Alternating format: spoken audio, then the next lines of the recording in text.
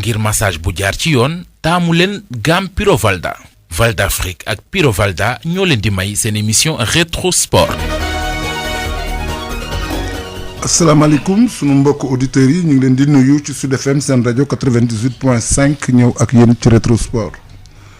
Rétro Sport tey nag dañ koy yaatal bu baax a baax ndax dañu am invité de marque muy Thierno Seydi bi nga xam ne agent de joueur la ñu ràññee ko lool ci continent bi même à travers le monde ci xale yi nga xam ni dañu nekk en Afrique et particulièrement au Sénégal mu leen di jàppale pour seen réussite sociale na tamit ku xam c'est Thierno xam Pape Diouf la daan liggéeyal Pape Diouf dem bàyyi ko liggéey bi donc mu symboliser ko ci li muy def surtout nag promotion xale sénégalais yi ak xale africains yi à travers le monde moo am joueurs yu bari yoo xam ne moo leen yore di leen toppatoo seen i contrat di waxtaan ak ñoom ci seen carrière maanaam ci lu yaatu nañ ci ñëw du ñëw ak moom ci loolu rek nag parce que fu ñu waxtaan ak moom ci arrêt compétition nationale yi nga xam ne am na te am ay réactions un peu partout à travers les présidents de clubs et certains clubs ñu ñëw tamit ci situation Covid bi li mu def ci sport bi particulièrement ci joueurs yi nga xam ni moom moo leen di manager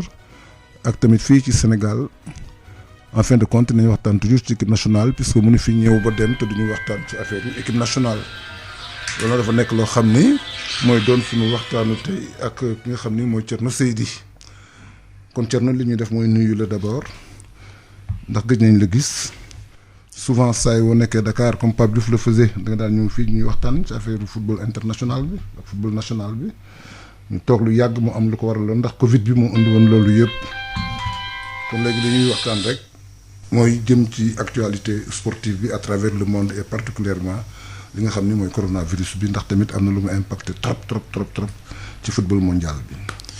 oui maa ngi lay nuyu doyen Papa Dia di la jaale déjà parce que xam nga am na lu nu boole ma ak yow. boobu ba léegi xam naa jotuñoo échanger lu bari. di la ko jaal di la jaal Pape Diouf mi nga tudd sànq ci commencement bi. di nuyu sama wasila El Hadj Malick comme je dis toujours danaa ko.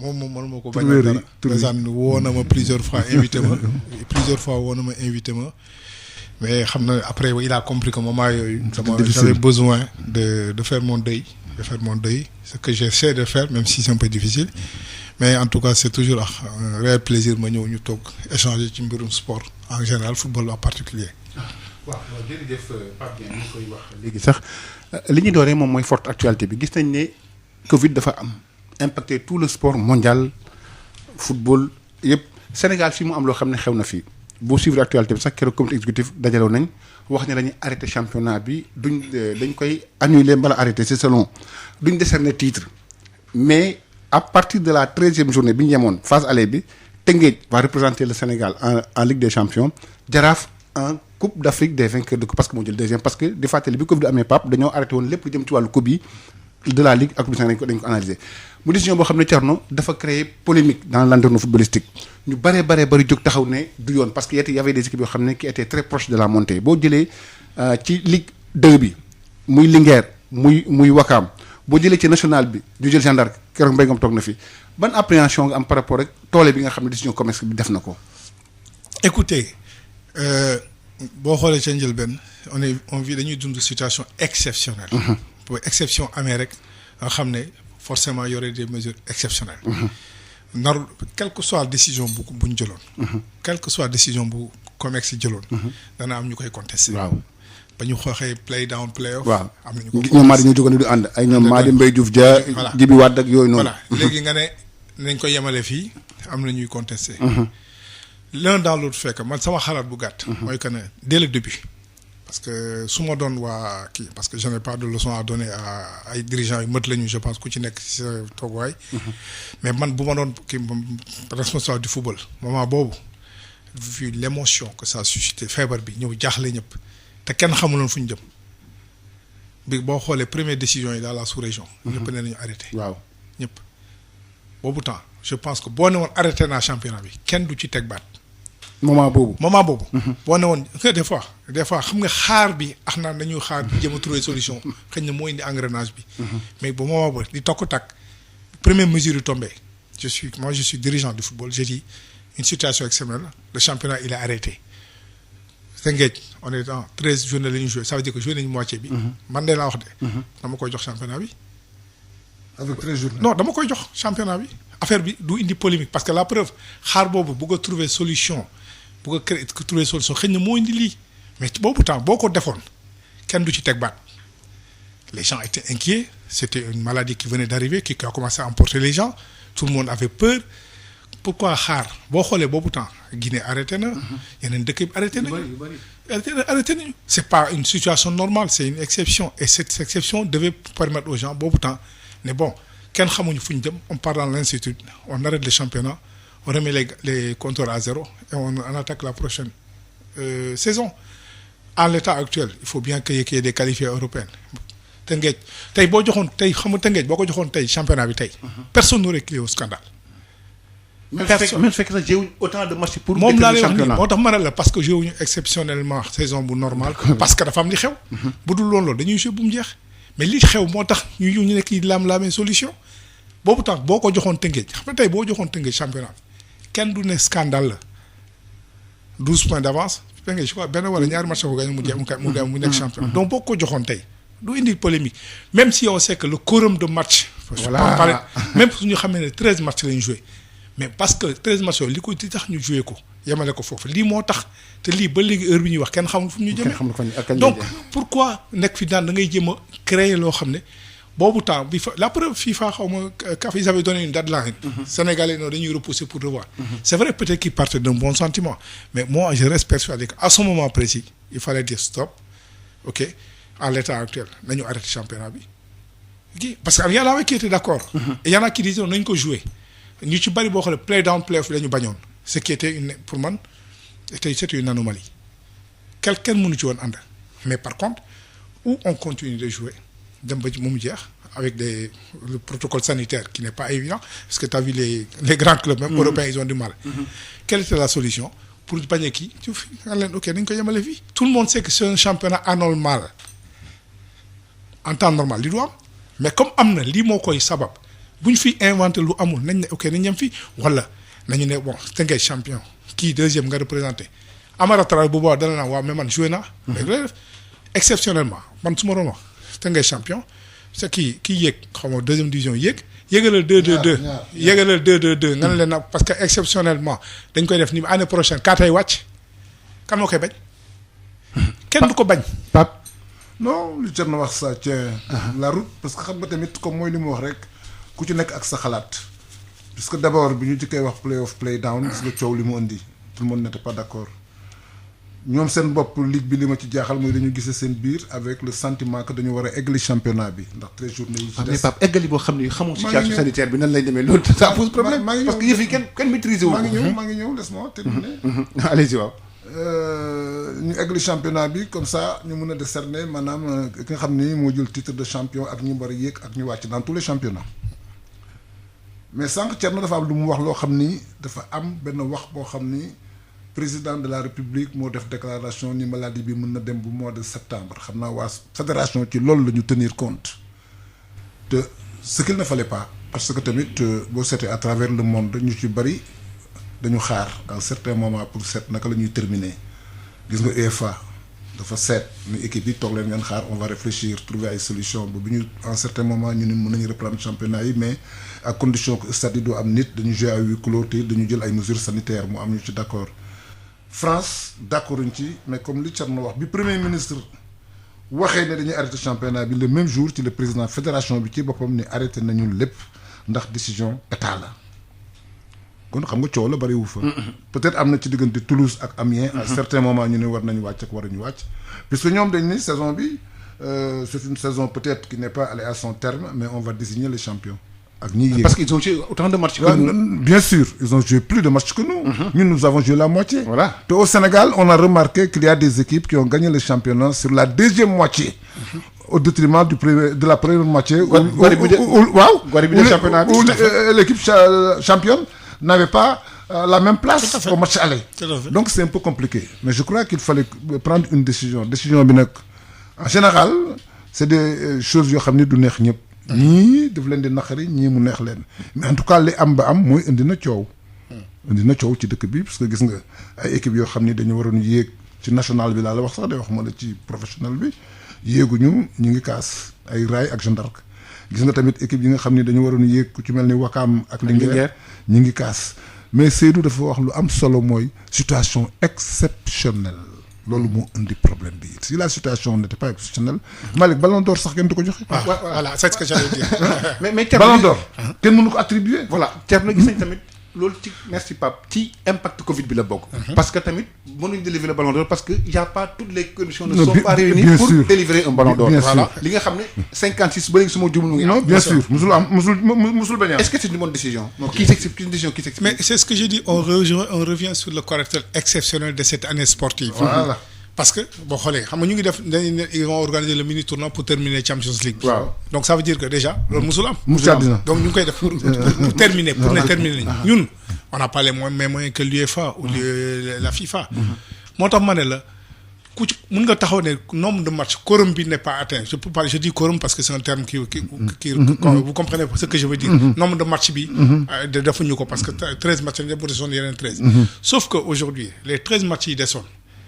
bu doon temps normal la dañ koy continuer. waaw mais comme normalul te mënoo aussi nekk. mais Thierno c'est 39 points en jeu. non moom laa lay wax ni y a 39 points en jeu. ça veut dire que ku nekk Malick dafa bëri de. non voilà non 39 points Thierno bëri na de. moo tax ma ne la normalement bu doon en temps normal tey yoo xam nga wax ji duñ ko doon wax. déedéet c'est que li mu nekk caractère exceptionnel et que en temps normal dañ ko waroon bàyyi mu terminer parce que 39 points nit da ciy jëli nit. dafa bëri tey Teungueth c'est vrai que ils sont en avance. mais kenn xamul. donc mënoon nañu jëli mais comme malheureusement les circonstances de cette saison font que malheureusement dañu mujj il fallait prendre une décision. pour moi dire à Teungueth yaa ñu représenté mais doo champion waaw doo champion là il y a un problème. waaw il y a une contradiction. où on va dans sa logique dem mu jeex ne leen carrément parce que l'histoire les gens se souviendront que cette année sportive a été une année exceptionnelle. Due au Covid. Donc le titre de Teungueth même si elle est pas usurpée même si elle est pas un titre normal. mais de logique pour logique. demal nga ne ko ok yaay dem Coupe d'Afrique. Jaraaf mooy deuxième kii. mais là où je dis que à partir du moment où nga ne kii mooy dem da ngay yemale championnat bi. yaa ngi leen di aider c'est vrai j'ai vu qu'apparemment ils vont financer. jàppale club yi c'est tout ça c'est très bien les mesures d'accompagnement. mais man su ma doon Babacar Ndiaye. enfin moom là après ça l'engage du ma leen carrément non du ma dem. où je suis champion parce que je vais dans la Coupe des champions. je vais pas venir là-bas par défaut. da ngay mel ni ngay incrusté wu ci loo xam ne bokkoo ci. donc loolu champion ñoo fay dem. voilà donc Babacar Ndiaye bu taxawee ne demuma tey doo ko mere. parce que il est logique avec lui-même. ou tu me déclares champion parce que c'est un championnat qui est faussé mais yeneen championnat yi yeneen Guinée am ils ont décerné les championnats. pourtant jeexul. même s'il y avait parce que am na ñu mënoon rattraper ñeneen Côte d'Ivoire dañ dem ba bañ a xool ne nee nañu arrêté. am na les grands clubs comme ASEC Africa même s'ils étaient pas en position mais ils ont dit ok parce que ni mu demee moo tax foofu laa waxee ne logique pour logique ok on arrête le championnat on a fait la moitié apparemment ou la moitié des matchs ont été faits. même si je sais que tu peux rattraper beneen équipe mën na rattraper mais circonstance moo tax kii donc yemale ko foofu ne bon année bi exceptionnellement li kii Teungueth mooy dem kii mooy deuxième kii léegi ñaar nañu yéeg division mu nekk na ñaar ñi yéeg année prochaine mais bu deux parce que deux moo waroon wàcc. exceptionnellement parce que lii la dañ leen bàyyi ñu combat. 4 wàcc on revient à la case départ. mais Thierno li sañ tamit ne ba tey ci yeneen conséquence Covid bi CAN bi encore ça a été reporté ba tey ci situation bi reporté en 2022 lañ reporté CAN bi Cameroun dafa mel ni affaire dafa y a un problème avec le Cameroun et l'organisation de la CAN. vous vous rappelez en 2019 moo ko doon jël parewul ñu toxal ko coom 2021 ñëw te Cameroun mënuñ fa jouer ci ay juillet ak août mënuñ ko fa jouer est-ce que CAF xalaatoo ne fi mu toll nii ñëw jouer à la CAN normale bi nga def janvier c'est pas la solution pour éviter yu mel ni parce que côté bu Afrique yu gis nañu si bëri day faral di taw ci diggante juillet ak juin. mais c'est ce qui était prévu. Bon, c'est ce qui était prévu malheureusement encore ils l'ont décalé par rapport à cette situation exceptionnelle qu'est la pandémie donc ça nous ramène mais affaire u CAF ak kii je pense que waa CAF seen bopp. ñoo xamul fu ñu jëm. ah bon CAF dañu xaw a gëlëm affaire dafa leen dépassé parce que on est un nain aujourd'hui la CAF on est nain par rapport à la FIFA. UEFA qu'on le veuille ou pas dañu ëmb donc ñun lu ñuy def rek ñu ngi leen di sóoraale wax ji loolu la aujourd'hui c'est vrai que c'est Cameroun. juillet donc la CAF n'est pas indépendante. grand indépendante kii mais am na boo xam ne dañ la kulaabal ba da la xool fa la ngay xool. am na ñoom la CAF la FIFA. mais avec Ayatou ça se passait pas comme ça. c'est deux gouvernances différentes. Hayatou était quand même quelqu'un qui était forte assez personnalité. et très courageux. Très courageux, il prenait des décisions et il allait au bout. personnalité. dafa nga nangul kooku nga bañ kooku xëy na li ko dal mooy le problème de usure pouvoir mais bu dee taxaw de tenir tête il le faisait. Peut-être que l'autre n'a pas ce même caractère que Hayatou, mais c'est vrai que cette histoire de CAN là avec cette année exceptionnelle fait que kenn xamul je dis amul kenn ku la wax loo xam ne xam nañ fu ñu def dañuy def ay projection rek mais kenn xamul. mais Cameroun moom seen ñàkk pare moom je crois que quelque part sa situation bi lay arrangé. parce que Malick boo seetloo tamit toutes les compétitions ont été reportées. mais bien sûr. toutes les compétitions internationales. gis nga Jeux olympiques de la jeunesse. waaw mais Pape ñu ngi jëm 2021. c'est-à-dire janvier 2021 bon mais nag. loolu mënta ne je vois. Malick parewuñu. waaw parewul. ndax bu fekkee Jeux olympiques dañ ko reporté coupe d'Europe. C'est des compétitions importantes, plus importantes peut-être même que les compétitions de la CAF. La CAF est obligée de s'aligner. Oui, parce que le calendrier international qui est chamboulé. Pandémie bi la ñu xamul si kenn xamul dañuy projection rek. xam nga di def coupe d'Afrique ba pare à huis clos xam nga. non mënut a nekk. loolu parce que li européens yi mën. di def seen tournoi final. yóbbu ko Lisbonne entre deux villes di jouer équipe yi. pendant 15 jours loolu ñun mënuñu. non mais le manque à gagner serait terrible pour la CAF. pour le Cameroun avec donc les moi je crois que donc le fait de reporter la CAN est une chose chose. normale par rapport à la aux autres compétitions qui ont été reportées. Parce que ce n'est pas seulement la CAN qui a été reportée. Compétition yëpp la ñu reporté. Toutes les compétitions presque. Tout à fait. Pour éviter nit ñi jigéeyantoo mesures barrières yeeg yu demee noonu je crois que CAF peut-être même bu fekkee c'est un groupe qui n'est pas très très fort devant les instances internationales. En tout cas situation bi mën nañu wéerulu moo tax organiser dans la situation endémique est compliquée kenn xamul xam nga c'est compliqué mais Thiam est-ce que loolu yéen amul seen jeexital seen liggéey conséquence seen liggéey yéen en tant qu'agent vous travaillez régulièrement avec les clubs européens les clubs africains ban conséquence la impact bi am ci seen liggéey yéen en tant qu'agent de non mais du question que ñun rek ñëpp waaw ñëpp la preuve maa ngi fi Dakar en temps normal te moom maa ngi war moo fekk Dakar voilà en temps normal maa ngi fii mais tax quand les gens nous ont incité dès le début de faire du télétravail j'ai dit aujourd'hui on est en train d'appliquer le télétravail en temps donc non parce que la preuve le mercato a été décalé dañ ko décalé tout actuellement normalement ñu ngi en plein mercato mais dañ ko pause et pour harmoniser les calendriers de transfert la FIFA a bloqué depuis la France ubbiwoon nañ seen mercato bu njëkk pendant un mois ñu tëj ko parce que c'était quand même une forme d'injustice parce que yow yi ngay commencer sa marché alors que ñeneen ñi mën ñu donc la FIFA est revenue ñu tëj marché bi depuis le 9 juillet donc day 9 jusqu'au 9 août pas de transfert li ngeen wax les contacts. ay rumeur rek yooyu dina am. non mais gars yi waxtaan non ñu ngi waxtaan. que ku ci nekk club jaune ni les agents les clubs discutent entre eux non ñu ngi waxtaan. mais de manière officieuse. amul dara lu officiel. actuellement dara officiel parce que le marché il est officiellement di nga gis joueur bu dem présenté wu ñu def ce qui mais dara mënuñ ko enregistrer bu dee transferts internationaux tout le système TMS est bloqué benn transfert international mënul am donc ce qui fait que les gens parlent. On a des accords de principe on discute sur tel cas ba kii bu jotee nag ku nekk mun kii mais pour le moment jusqu'au 9 août tout est fermé. mais kon de compte ngeen am yëpp ci c'est en accord avec le joueur mbala ay rumeurs yoo xam ne agent ñoo koy distiller pour. non après ku nekk sa pexe la xam nga affaire bi moom affaire bu jënd ak njaay la. et puis bon je veux dire stratégie marketing comme ni marketing amee. man tey mun naa toog bëgg a susciter benn intérêt sama joueur. mu génne benn information. moo tax yéen journaliste loolu lañ leen di naxee des fois. des fois damay génne daggati mburu sànni rek gars yi. ku nekk bind. ñu lancer la ko. waaw benn genre benn non loolu yëpp day am. des fois tu peux voir des fausses par exemple gis naa ne Gary Neville moo wax affaire Ismaïla Sarr. xam nga Gary man personnellement woowuñu ma. contacté guñu ma te kenn waxuma ci dara mais Gary Neville boo xoolee ki mu doon biir Manchester. bu waxee loolu. xam ne amu ko fu mu ko foree ci. am na lu tax. waaw bi ñu ko boo ko faree ci wéy ba sànni ko man dama sama position mooy que ne du ma tëb ñu ne ma ne damay taxaw di déglu. bu dee am na xam nañ ñoom xam nañu fan ñu war a ñëw pour wax ak man. bu dee am na tamit dinaa ko xam fii ak ay fan yu néew mais ça peut être aussi bon ay ballon de sonde. ou bien rumeur bu kii wala effet waa ji fayee ko ci faree ko ci wéyu bay rek ne kii. mais Thierno Pape Gary Neville c'est pas n'importe qui. bien sûr non. Gary Neville c'est quelqu'un qui a joué là-bas. ça peut être aussi un souhait de sa part. parce que il connaît parce qu'il est ça peut être un souhait gis na joueur bi ne kii. en général joueur Manchester yi. dañuy joxe seen xalaat ci équipe bi. mun na nekk les anciens joueurs de Manchester. ak Barcelone dañ koy def. dañ koy def dañuy influencer maanaam. voilà équipe dirigeante bi ak staff bi ci certains joueurs yoo Tout à xam fait. ne ñoom ñoo leen di ciblé pour ñu ñëw ci club bi. Voilà bari na. ça peut être ça aussi quoi mais man C'est un officiellement élément qu'il faut tenir en compte. il faut tenir en compte. voilà di suñ gan tey moom Pape Waaw la nga si bëggoon Non, yokk. allez-y. suñ gan tey moom mooy Thierno Seydi nekk agent au jour Thierno wax nga ko gis nañ ne joueurs yu bëri ñu ngi bougé wax na Ismaïla Sarr Habib Diallo également. c'est annoncé avec insistance. ñu ngi En wax Angleterre. Tottenham ñu ngi wax Tottenham ñu ngi wax Chelsea. La Première Ligue daal la ñu ko annoncé. Angleterre lii naa sa benn interview ngay wax janvier la waroon dem daaw su ma juumul. il devait partir en janvier mais malheureusement demul. lan mooy situation Habib Diallo tey jii nga xam ne il fait partie des attaques yi nga xam ne Aliou Cissé compte beaucoup sur lui.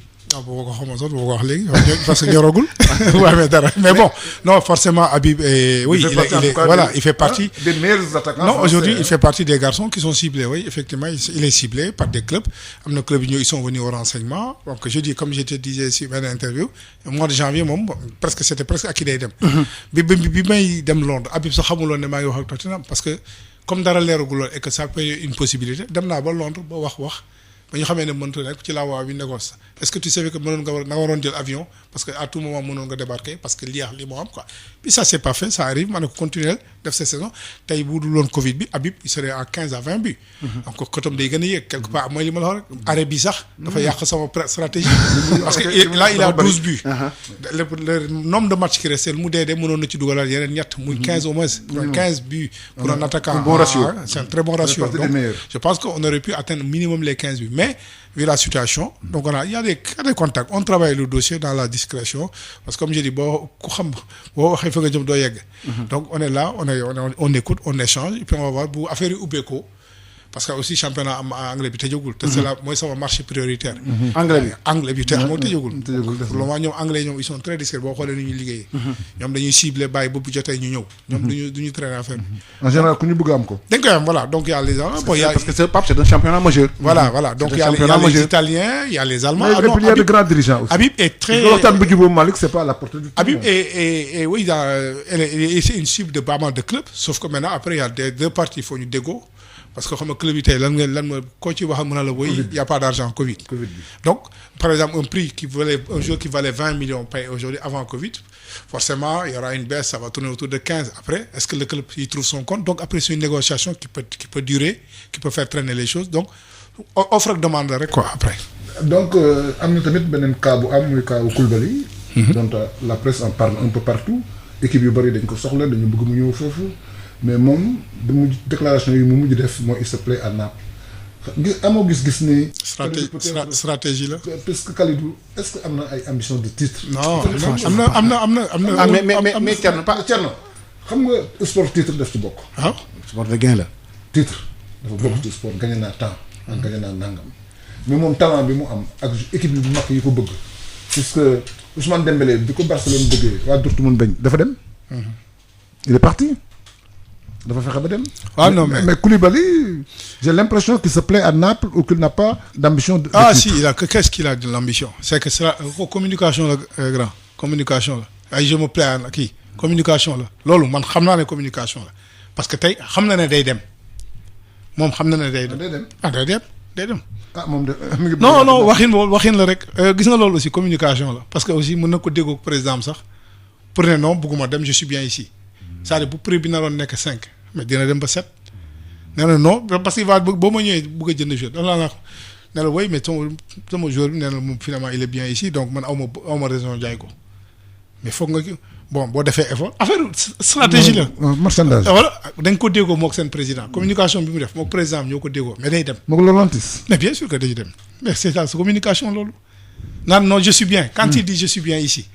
mais sax non day dem non c'est une communication loolu moom mu la ko wax rek gëm ma moom moo ko wax da ko déggoo bu ne man ñëpp xam nañ ne dafa war a dem il est sollicité de partout mu jég saa yi rek ñëpp fu ma bi ñu naan gars yaa ngi commencé ku nekk gi teg mu ne non je me plais ici prix bi xam na ne moom xam na prix bi moo président déggoo nañu base prix bi xam na ñaata lay jar il demande 100 millions d'euros jusqu'à présent waaw mais kooku malgré Covid bi ma ne grand ab sa Koulibaly day dem te ñoom prix bi déggoon nañ ci ba pare c'est que nag danaan ko da koy bàyyi il lui laisse la main moom la ñuy wax le jour xam na ne bu ma amee lii xam nga dirigeant da koy wax ne la su ma amee lii dama lay bàyyi nga dem parce que lii mooy sa prix mais man laisse-moi manœuvrer su ma ci mënee am man boo nee dama naan ok mais bu demee ba xam naa ne fii mooy prix bi parce que yow xam nañ prix bi bu ñu demee bëgg la fay ko nga tax xam ne moo fi sës day dem mais pour le moment dafa na président du Coran bàyyi ma mën a man je peux avoir plus stratégie la. stratégie la. ku nekk sa liggéey. mais est-ce que le choix des joueurs du important parce que léeg-léeg gis nañ ne si nous reprenons l'exemple Ismaïla Sarr à un certain moment il a été sollicité par Barcelone mais su ma juumul ren la dem après c'est-à-dire moom il a préféré gravir les échelons pour bañ a tëb dem. est-ce que loolu c'est des choix yoo xam ne c'est des choix stratégiques mbala du risque nga tëm dem parce que mu dem Barcelone tam jouer fa. ce qui est très rare. C'est un risque. C'est un risque. C'est un risque. Mais c'est parce que je savais qu'il y avait un risque que j'ai pas voulu le prendre. Parce que moment boobu yow ngi door a jóge Sénégal première année ça veut dire 9 mois qu'il était en France. Et puis je vais le dire aujourd'hui le président de Metz bu mu demee il était content quand il y avait 17 millions. Il était très content. Le Metz sauf que à la dernière minute l'offre de Barcelone tombe dans son bureau ndax moo woon ne ma waaw mais léegi Thierno man am naa 17 mais 25 daanu na léegi man je suis emmerdé par rapport au président de Rennes joxe naa sama kaddu. Olivier Létang. waaw non Olivier Létang néew ko foofu. après la ñëw waaw. c'était l'autre là comment il s'appelle là bon l'ancien avec ceux qui étaient là. sauf que ñoom ñaar wax nañu ba dañ d'accord de 7 bi ba kii bi ñëw ba ñu commencé ba Ismaïla war a quitter ñëw sauf que à la veille la su doon sànni benn offre bi 25 waaye moom président la day jaay au prix offrant. mu ne waaw léegi man am naa 25 nu may def. ma ne quoi mu ne woon léegi dimbale ma nañ def stratégie ma ne quoi mu ne ma léegi neel Ismaïla moo bañ man ma jox la plus su ma jëlee 25 yi parce que sa commission ma tegal la ci 1 million d'euros wax na ma ko. pour c'est-à-dire boobu tam man maa yoroon caabi ji man maa munoon ne Ismaïla finalement Barcelone ñëw na parce que boobu tam moo ne Ismaïla dañ dem Barcelone day dem. sauf que moi bu dee da ngay gis léegi wala da ngay xool le long terme doo yóbbu Ismaïla Barcelone. soo ko fa yóbbuwoon vestiaire Barcelone boobu. Ismaïla day nekk spectateur et da koy ñëw yóbbu ko après équipe B. loolu la ñuy def. te joueur da ngay xam personnalité xam conception xam ni muy kii parce que am na yenn joueur boo leen dugal ci yenn vestiaire yi gars yi dañ leen di coob ci biir vestiaire yi parce que vestiaire dafa garaaw donc xam naa joueur bi xam naa personnellement un peu introverti il avait besoin jaaraat encore en France maîtriser l'environnement professionnel parce qu'il venait d'arriver de Metz Ismaïla a fait que 9 mois à Metz donc qu'est-ce que tu veux faire ma ne ko non 1 million boobu su ma bëggoon le moment dama koy jël pousser ko mu dem mais boobu après même pas 1 an après soit Ismaïla dina woo di kaas ne dafa bëgg a jóge wala il est pas heureux là-bas après ay problème la indi donc pour moi il fallait passer dans un club intermédiaire après qui tu passes à Rennes la preuve il a explosé à Rennes après il fallait aller où dans un club dans un championnat anglais qui était pour moi la Mecque du football boo demee Angleterre da nga yow boobu taal loolu dégg Arsenal yëpp club yooyu renseigné wu nañu mais kenn ñëwu ci parce que xam nañ ne peut-être qu'il n'était pas prêt mais il fallait rentrer dans ce championnat. Idrissa Gana Gueye quand je l'amène à Aston Villa de Lille. Marseille la waroon signé. mais il voulait aller en Angleterre. Marseille la waroon signé Idrissa bu taxee mbokkam yaa ngi dégg Marseille te trouvé nañu accord. mais c'est parce que l'Angleterre est plus enrichissante. mais il fallait que dugg parce que joueur bu ci nekk foofu ngay rêver football. mais quand il est rentré à Aston Villa il jouait le maintien la preuve ça paraît dafa wàcc. sauf que Aston Villa wàcce nañu. mais il a explosé. dem Everton. il s'est révélé à la face de la Premier League. taxawul fu mu jógee Everton. def fa 2 ans 2, 3, 4 ans pour kii. il s'est révélé comme un joueur majeur de la Premier League. kan moo ko jël si. top Paris. donc affaire yi du yàkkamti affaire yi da nga koy teg ci yoon. bi moom laa la wax keroog bi ma waxee ci affaire Sadio bi c'était pareil. bi ma koy yóbboo Salzbourg mooy li ma wax dinaa ci waxaat parce que c'est important parce que pour que les gens comprennent. quand je l'ai amené là-bas fii. je veux dire il y a des dirigeants de football fii ñu nekkoon ci ça fait mais Seydi booy bi talent war a ko foon yóbbu il y a des techniciens qui me l'ont dit mais si dans les réseaux sociaux waaye ma tawoo mais ni ma ko prévoir woon noonu la demee dama ko ne 2 ans lañ fiy def yeneen 2 ans nga dem sa yoon dafa même si c'était plus avec moi mais il est parti et c'est ça Ismaïla t'a dit maintenant il connaît la Premier League. c'est une stratégie. affaire bi stratégie avant même la pandémie il avait déjà maîtrisé. Aujourd'hui pandémie il a éclaté. Vous avez vu son match qu'il a fait contre Liverpool. non mais attends maa ngi foon si stade bi. keroog man j'étais fier. damay génn xam nga Ismaïla dafa nit ñi dañuy xool suma xarit sama papa la may wooyee.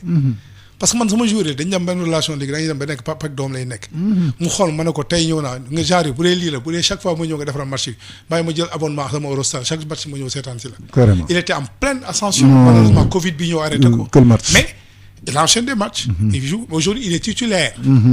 Ça veut dire quoi? Quel que soit soit Watford se maintient, il continuera à faire son apprentissage, sauf s'il y a un gros chèque qui vient tomber sur le club du président. Sinon, si le club descend par malheur, ce que je ne souhaite pas, peut-être que les autres clubs vont venir taper à la porte de Watford pour dire voilà, qui du jour Championship. Donc, quel que soit ça veut dire que daal Thierno am na yoon booy jaar quoi pour atteindre le sommet. non mais yoon la affaire bi du ñëw rek bugg a jël xaalis yi déggoo man la bu doon loolu ma jël 1 million d'euros. non parce que dal na Iba Ba ak Milan AC. voilà. doomu Eusebio.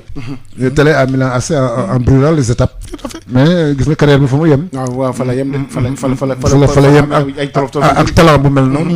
mais comme a dit Thierno il devait passer par les étapes. non étape la. mais il a brûlé et finalement il s'est brûlé. y a des joueurs yoo xam ne par exemple malheureusement xam nga léegi la moo sonal joueurs yi génération bi c'est les réseaux sociaux ñoo leen rey les réseaux sociaux parce que au lieu nga xool sa assiette li ma sama carrière yaa ngi avancé di xool kële li muy def nga xool ne kële ba xamuñu ñaari sax ñàkk gëm a di yàlla parce que xool ne kii am na lii wala yegg na fi foog ma yegg ci par la force. ñàkk gëm la malheureusement. di fàttali suñu gante moom mooy Thierno Seydi nekk agent au jour Thierno gis nañ tamit ne récemment y a un Génération Foot ak Jàmbaar ñoo def benn genre protocole di ko signéloo joueurs yu bees yi ñëw je sais pas si vous êtes au courant ou non. pour permettre pour ñoom di leen choisir loo agent parce que ils se sont rendu compte que ne à un certain moment de la carrière du joueur bu demee ba am joueur bi après day dem celui qui choisit ñoom duñ ci gis seen bopp daal est-ce que yow naka ngay jàngatee loolu nga xam ne certainement parce que ku la xam la ak Mahdi ak Sayer est-ce que naka ngay jàngatee décision boobu nga xam ne ñaari équipe jël nañ ko par rapport rek utal joueur bi agent ba nga xam ne ñoom dañu ci mën a gis seen bopp ci li nga xam moom moo jëm ci transaction financière yi am. alors je pense que je vais faire une grosse parenthèse sur ça c'est important de le clarifier. waaw pour que nit ñi comprendre ko. allez-y waaw. Sayer ku ko xam na règle football. Mahdi ku ko xam na yoon. bien sûr football Mathieu Chopin ku ko xam na. bien sûr dafa am loo xam ne moo xam aujourd'hui da ngay toog yow Mahdi par exemple bu joueur am di dem du laaj indemnité. day dem gratuitement. loolu la wax.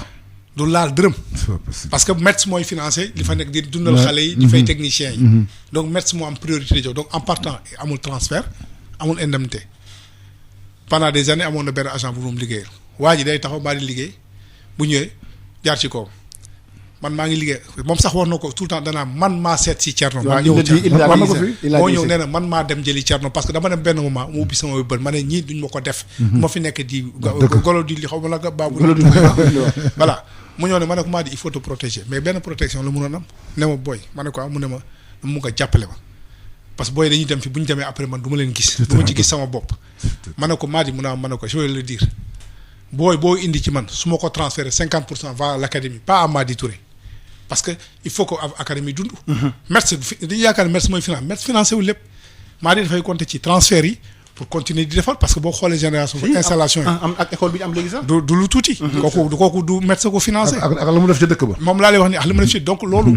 ñun sama genre yi nga xam dañu xam li ci réalité yi fii bu man mënoon naa taxaw ne maa di écoute moi je fais mon job man j'ai une société je fais mon job ma ñëw kii joueur bi du ma kii ma ne ko non dama koy yëkkati ne ko bés ni ki tey comme yaa ma jox joueur yi doo ma gën a gore. ma def convention. bind koog moom saa yu ma transféré jour kii ma yónnee ko génération di ci gis boppam di dem. léegi am na benn moment qu'est-ce que tu fais booy dañuy dem benn moment papa yaay nijaay tonton ñëpp taxaw boobu mais bu ñuy indi. yaay baayam yaay papaam yaay nijaayam yaay lépp la ñu lay jox. yaxam rek la laaj. duñ la laaj leneen waaw yaxam léegi yow nga nekk ci liggéey boobu benn jour rek. xale bi am bourse. xale bi ñëw commencé kii rek papa feeñ fële nijaay feeñ fële mag feeñ fële ñëw taxaw. ne la way décidé nañu léegi ñun ñoo jël affaire bi en charge. man sama je vais te dire ça man joueur toog ak man ak ñàkk toog mu laa yemale. tollu ma fu may toll man dootuma daw joueur au contraire je suis plus vers le recul man joueur dana ñëw ci man ma xam ne mënu ma def ak li ngay yaakaar ci man la noo util keneen parce que man je suis très rigoureux sama bopp su ma wóor a ne joueur bi gisuma ci perspective xam naa ne mënul yegg fi ma bëgg je préfère man je rentre pas dans la médiocrité bu ma joueur bi doy du ma ko jël. nit ñi dañu yaakaar ne ñun agent dañuy xëcc ku ñëw rek nga jël man du ma signé un jour moo xam ne gëwuma la am nga talent parce que man j'évolue dans l'élite man dama xam lu baax xam ci ko nekk ci kaw donc Madi bu ñëwee def loolu yow nga ñëw di football mu lay jox nga dund di la jox nga lekk yor la di la faj yóbbu la France génn woo dara sa parent génn wuñ dara jël benn agent boo xam ne dama signé ak moom convention nga jëg saa yi dem la convention d'agent contrat d'agent c'est toujours 2 ans au bout de 2 ans sa waa kër wala sa mbokk yi nekk ci ginnaaw def benn complot ne la léegi bu 2 ans yi jeexee ñu jël la dem léegi ut ku ñu neex di ko jox ñu xaalis bi di ñëw ci kër gi maa di ne man du ma dof léegi bés ni ki tey amul benn problème fii ku fi génne benn agent moo lay fi génne mooy Thierno Seydi boo demee Europe su la neexee nga changé mais boo changé 50% yi waroon ñëw day ñëw soo ko deful yow yaay koy fay yow jour bi agent bu ñëw bu ko xamee dana ne d'accord gongo man boo amee beneen agent bu nangu même condition yi ma nangu maa di ne ko nañ dem du ma la imposer sa jabar waaye nag ñëw fii man ma liggéey def li may def ba pare benn waaye ñëw taxaw fële di encaisser ma toog di xool du ma ko nangul kenn c'est ça et c'est la même c'est dans cette idée là que Sayer aussi a compris voilà mais c'est la vérité tu te protèges sinon da ngay liggéey benn agent toog fële du ma question affaire man waxuma affaire tubaab ak nit ku ñuul parce que man je suis au-dessus compétence yow da ngay gën a compétent waa ji sauf que y a 2 ou 3 frères ou cousins ou tontons qui sont derrière qui vont dire à l'agent ok tu prends 50%. Nous, la famille, on prend 50%. Qu'est-ce que Madi Touré il fait? Il perd. Alors qu'il t'a laissé partir sans indemnité de formation ni de transfert. Et tout le monde sait que les commissions pour un premier départ, c'est rien. Les premiers salaires des joueurs, c'est tout d'ara. Donc ça veut dire que Wadi, il a fait tout ce travail pendant des années. Maintenant, il faut se protéger. Et c'est ce que Sayer a fait. C'est une forme de protection pour avoir un retour sur investissement. Bien sûr. te boo koy teg kayit boobu boo koy teg moment bi nga koy teg. dañ ko signé yëpp koy nangu. dañ ko signé mais bien sûr dañ koy nangu dañ koy signé. affaire war lay nuru. ngay signé. parce que affaire war la da ngay ñëw nag waa ji jël dafa la sa doom. dem ba am talent am ay moyens te du ñu dimbali. te ñun ñoo la génne ñoo la wane ñoo la. defar léegi centre bi bu man bu ma def ba tey bu médecin tey bàyyi loxoom tey bon dootuma financer parce que pour X raison comment Madi va faire. c'est sur les transferts des joueurs les commissions que les agents donnent di ko jàppale. pour mu continuer liggéey bi ça quand même c'est une justice là quoi c'est un peu de moralité déjà dañuy yaakaar ne oui génération des fois dañu am problème. Madi Touré des fois parce que merci du joxe lépp des fois c'est à fond propre lay demee Sayer du ko wax parce que grand bi il a. non mais grand li muy dugal ci xaalisu boppam ci jàmbaar kenn xamu ko. ak football bi sax globalement. voilà donc am na loo xam ne aussi nit ki da nga c'est juste da ngay juste quoi dans la vie il faut être juste dans la vie. man je préfère tey am 100 jox sama waa Sénégal 50 yi que ma jël 100 yi jox ko beneen nit wala yenn 50 jox ko beneen tubaab wala keneen. c'est ça mais gis nañ Thierno ne ci récemment Sidi Sarr dañuy lire ne pratiquement il n'a pas été retenu dans le groupe waroon dem stage qu'est-ce qui s'est passé avec Sidi Sarr yow Fatia agent. maa ko nekkatuma ko c'est la première fois man joueur.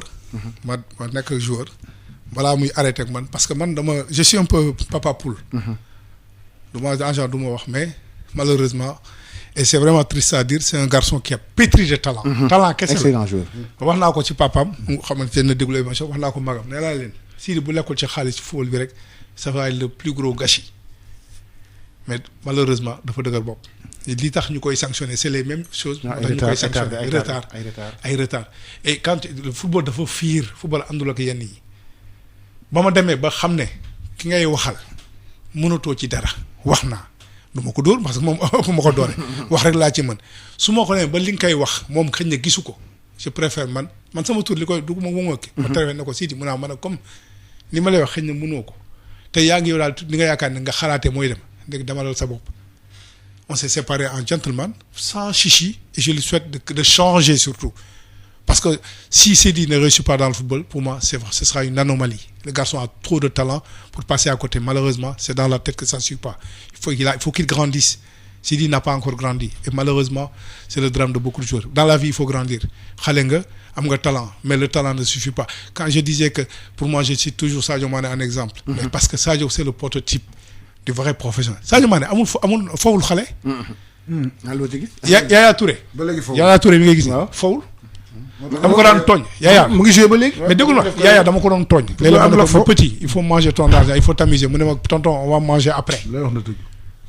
Yaya fawul Yaya da nga daan équipe nationale Côte d'Ivoire dafa naan regroupe ñëpp génn après match yi mu toog ci kam di seetaanam match yi wala muy jouer PlayStation Sadio nekkuma dëkkuma ak moom mais xam naa à peu près nu muy vivre gisoo ñu naan waaye Sadio nii mais parce que dafa ne je vais faire une parenthèse de 10 à 15 ans dans ma vie pour réussir l'après que la carrière d'un joueur c'est 15 ans en moyenne pendant 15 ans nga serrer sa ceinture joxe lépp après comme on dit on paye les missions à la fin du bal après lu la neex def mais nga jël bëgg a yàq sa carrière te comme je dis football yàq di def lu la neex à la fin de la da ngay gis say que des regrets et il y a beaucoup de cas voilà mais justement ça la transition et tu veux parler de la reconversion gis nga yow ñu bëri sa loxo lañ jaar tey ji am na ci ñoo xam ne socialement peut-être dem nañ socialement tamit ils sont dans des difficultés est-ce que du choix club bi bala gestion bi la bala qu'est-ce qui explique cette manque de réussite sociale boobu noonu pour certains joueurs. parce que xam nga boo nekkee kilifa. parce que joueur am nañu seen kilifa la. kilifa da ngay wax doo doy ko magu xamoon naa ko waxoon naa la parce que man damay wax toujours moo la man dama gis carrière yu bari xam li ma def plus de 30 ans ci métier bi kon xam naa dama nekkoon ndongo di jàng di gis di ànd ak samay mag ancien joueur di ànd ak dem si yàlla Pape ñuy ànd ma gis ma dégg ni mu doon waxee joueurs yi de si boobu laa leen tenir am na ci malheureusement ñoo xam ne ils ont compris ñu ngi fii ils ont compris les leçons ils ont fait tout tey arrêté nañu seen carrière le restant de leur vie ils sont à l'abri. ñu ngi ci jàmm. mais am na ñoo xam ne tey c'est vrai que bon on va pas citer de nom. mais c'est terrible mais c'est terrible parce que tu te dis comment moi pour damay ñaan yàlla ñaanuma yàlla man agent ñu dawal ba pare ma gis sama joueur boo xam ne maa ko yor xam li mu doon laal ci xaalis di ko gis mu may parce que léeg-léeg nga gis ay cas yoo xam joueurs yoo xam ne yow bu ñu la laajee sax yenn problème yow da ngay gêné wu da nga naan Thierno à quel moment tu as manqué tu as fait am nga manquement parce que si le garçon en arrive à ce point di la def lii c'est que y a un manquement quelle étape tu as raté dans la gestion. tu tournes nga ne pourtant lii waxoon naa ko mais ay regret rek la parce que man mënumaa neex man ma gis sama ancien joueur. nekk si yenn situation sociale yi. man mënuma neex. quelle que soit la divergence que je peux avoir ou bien les liens que j'ai pour man na nga mënal sa bopp à la fin de ta carrière. fu mu lay wax joueur ne leen c'est à la fin de la carrière qu'on dit est-ce que le joueur a réussi sa carrière ou pas pendant foo dem buntu yëpp dañuy yóbbu foo romb ñu joxal ne diwa ngi nii nga romb ñu lay nuyu di photo ak yow mais bu carrière bi jeexee là quand tu vas être en face de la vraie vie comme la vraie vie où tu vas te retrouver ton téléphone qui sonnait toutes les minutes sonne plus nga yaakaar ne sa batterie bay déchargé doo gis kenn nga taxaw mbooloo ma ñu ne la diw la woon xamewuma ko woon là tu te dis mais qu'est-ce que j'ai réalisé mais par contre soo muusee def gérer sa carrière gérer sa àdduna à la fin de ta carrière tu peux garder je cite toujours Omar Daf. Omar la ba si la juddoo fii. suma booy la bu ndaw la. man mooy sama premier joueur. Omar Daf laa njëkk a signé loo contrat moo tax léeg-léeg ma koy tooñ ne ko yow jigadoo ma. Omar Daf te ba tey jii entraîneur la Omar Daf lépp maa koy négocier tey. sérieux. maa ko ba tey jii maa koy négocier man maay agent am tey ci. très sérieux. musuma xoolal Omar Daf benn yoon laa signé contrat ak moom en 1996 bi ma koy jël la signé contrat agent ak Pape Diouf dem si yàlla. ba tey jii musul renouveler. doo ko mën a grand man loo def baax na je te fais confiance y a des gens comme ça mais xoolal Omar tey bu arrêté woon tey ni mu doon dundee ni muy nekkee pro moom lay dundee tey dara changé wu ci c'est ça. mais malheureusement ces garçons de maintenant à l'avenir. mais c'est ce que je dis. Les joueurs de maintenant leur problème c'est quoi c'est qu'ils ont trop de gens autour tu sais l'entourage malsain là. looloo sonal joueurs yi. moom la les porteurs de sac ñi nga xam ne dañuy wër joueurs yi. du corps. di la dugal fu ne. di la doxal lu ne. di la doxal lépp. ñoo sonal joueur yi. sa agent bu waxee ñu ne waaye grand bi da lay sonal li mu lay wax kii xoolal kii yooyu moo sonal joueur yi. mais am na ci ñoo xam ne ils sont assez réfléchis pour ne pas tomber dans le piège. est-ce que tamit agent yi du c'est pas intéressant d'avoir un bon staff mu bañ a nekk agent bi rek am un psychologue benn staff boo xam ne au moins moom mooy participer ci encadrement joueur bi. am na man par exemple ñun am na structure financière. man affaire kii ku ci placement am na ñoo xam ne ñu ngi fi. nous on joue un peu le rôle de médiation xool li ñuy def parce que ku nekk sa métier la. voilà bu ñu gisee ne structure bi seen fii fiable ñu dem accompagner la ba dem xool di la bay di bàyyi c'est impôt heureusement que léegi au niveau de la France l'affaire est réglée. léegi l'impôt c'est à la source. donc t'as le temps de les orienter di leen jox ay exemple di leen wax mais loolu nga ci mën aussi. ba des fois nga wax joué mu ne la si man non def naa ko en place. au bout de 3-4 ans tu te rends compte li nga waxoon yëpp li ngeen mettre en place defu ko. il faut des spécialistes. parce que boo ñëwee ci banquier bi mu nekk banquier bi nga waxante ak moom lii. joueur bi ci gën mooy delluwaat ne waaye mais c'est mon agent mais man sama xaalis sa man je suis agent moom mooy signé man maay signé mu nga dem ngeen mettre en place dara mu wekki ko parce que xëy na moment boobu loolu arrangé wu ko jël xaalis yëpp kii ko da nga yëg saa ñu ne la booy il a des problèmes nga ne ko waaye nu mu demee ni muy raay bopp qu'est-ce que tu veux. boo waxee boobaa ñu wax naa agent bi newu foon fekk agent bi daf li mën loolu. voilà Pape laay jëlal. ngir massage bu jaar ci yoon taamu leen gamme Piro Valda. Valda Afrique ak Piro Valda ñoo leen di may seen émission rétro sport. Papa waaw c'est xam nga fi ñu ngi doon wax ci affaire Covid bi ba ñëw ci ballon d'or bi nga xam ni ren jii du am te muy loo xam ni depuis 1956 dafay am chaque année am ñu ko jël te muy lu am solo yow ci sa gis-gis maanaam lu ñu ko annulé yow ban gis-gis nga si am. ça me semble logique parce que tout a été tronqué cette année toutes les compétitions ont été tronquées. À partir du mois de février dara amatul en général tout le monde sait que Ballon d'Or si deuxième partie bi saison bi ak les trophées Ligue des champions voilà chaque titre yi te ren que ñu bañ ko mais tout est tronqué. Donc je pense que ça a été bien réfléchi ils ont anticipé voilà sax Ligue des champions ñu koy joué. ne carrément ren du am Ballon d'Or parce que boo ko joxoon tamit. c'est pas la même saveur donc autant donner voilà joxe ko nii. moo tax ma sànq bi muy waxee ci commencement bi naan affaire suñu titre Sénégal. donc c'est un titre par défaut. ñëpp xam nañ ne du titre normal mais pour moi joxoon ko Teungueth ce sera un titre mais c'est un titre voilà mais voilà après. kon daal yow d'accord nga ni Ballon d'Or bi waruñu ko décerner. non mais cette année non boo koy. am ci je veux dire depuis février ba léegi amul match kenn joué pratiquement. les championnats les gens ne voient pas les matchs on voit quelques bouts de match. c'est pas ay huis clos loolu football amul dara en fait c'est les enjeux financiers qui ont dicté par exemple Angleterre tey. ba dernière minute bi y a eu des oppositions. mais la première ligue mu toll moo tax. xaalis bi dafa bari woon. donc ñu def loolu. ils ont forcé l'État. mais ils ont forcé l'État le gouvernement. voilà pour jouer parce que ñu topp leen ci ñu topp parce que xaalis bi moo bari. parce que les pertes les conséquences ont été terribles pour la première ligue qui est aujourd'hui là sur le championnat qu'on cite en référence donc bu ñooñu bu xaalis problème boobu xaalis boobu amoon mais dañuy daanu. donc il y a des enjeux qui étaient au-delà du football moo tax ñu continuer foofu championnat bi Italie c'était pareil. la preuve club yëpp ils ont des problèmes xam nga sponsors yi dañu am problème man sponsors yi léegi ñu ngi foofu sponsors yi ñu am problème pour fay les sociétés ne marchent pas donc ils encaissent pas donc man doon du ma sponsoriser parce que amul lu ma joxe.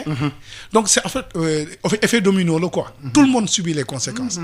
Donc que l'UEFA ou la FIFA décide de ne pas décerner ce Ballon d'Or là pour moi c'est pas non ça me semble logique aussi. Thierno gis nañu am na benn xale bu jóge woon fii Sénégal bu am muy Badji bu Ziguinchor bu Casa Sport mu ngi def actuellement une bonne saison ak Bruges. waaw. Youssouf non tu parles de Youssouf Badji. Youssouf Badji oui. waaw kii ouais. Youssouf Aliou il est maintenant nu mu tuddati en Égypte la delloo la rejoindre foofu noonu est-ce que tamit ci choix wu club yi du relation agent bi ak club bi.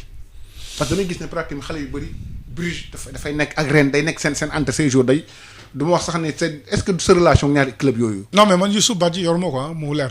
man c'est pas non du suma joueur par contre quand il était question Bruges avant muy signer Seydou Sané sama xarit la. suma rakk la dañuy waxtaan. président Casa Sport. donc je l'ai dit carrément c'est le meilleur choix après. Youssouf Badji de toute façon fu mu demoon day exploser. c'est un excellent avant-centre. Pape mooy xel mi Casa Sport. déggoo ma ne la xoolal ma ne la fu mu mëntoon dem. te mën a dugal fu mu mënoon dem. day réussir parce que li ñuy laaj ci attaquant. am na ko am na ko. donc et puis il arrive dans un club où il a son mbokkam Crépin.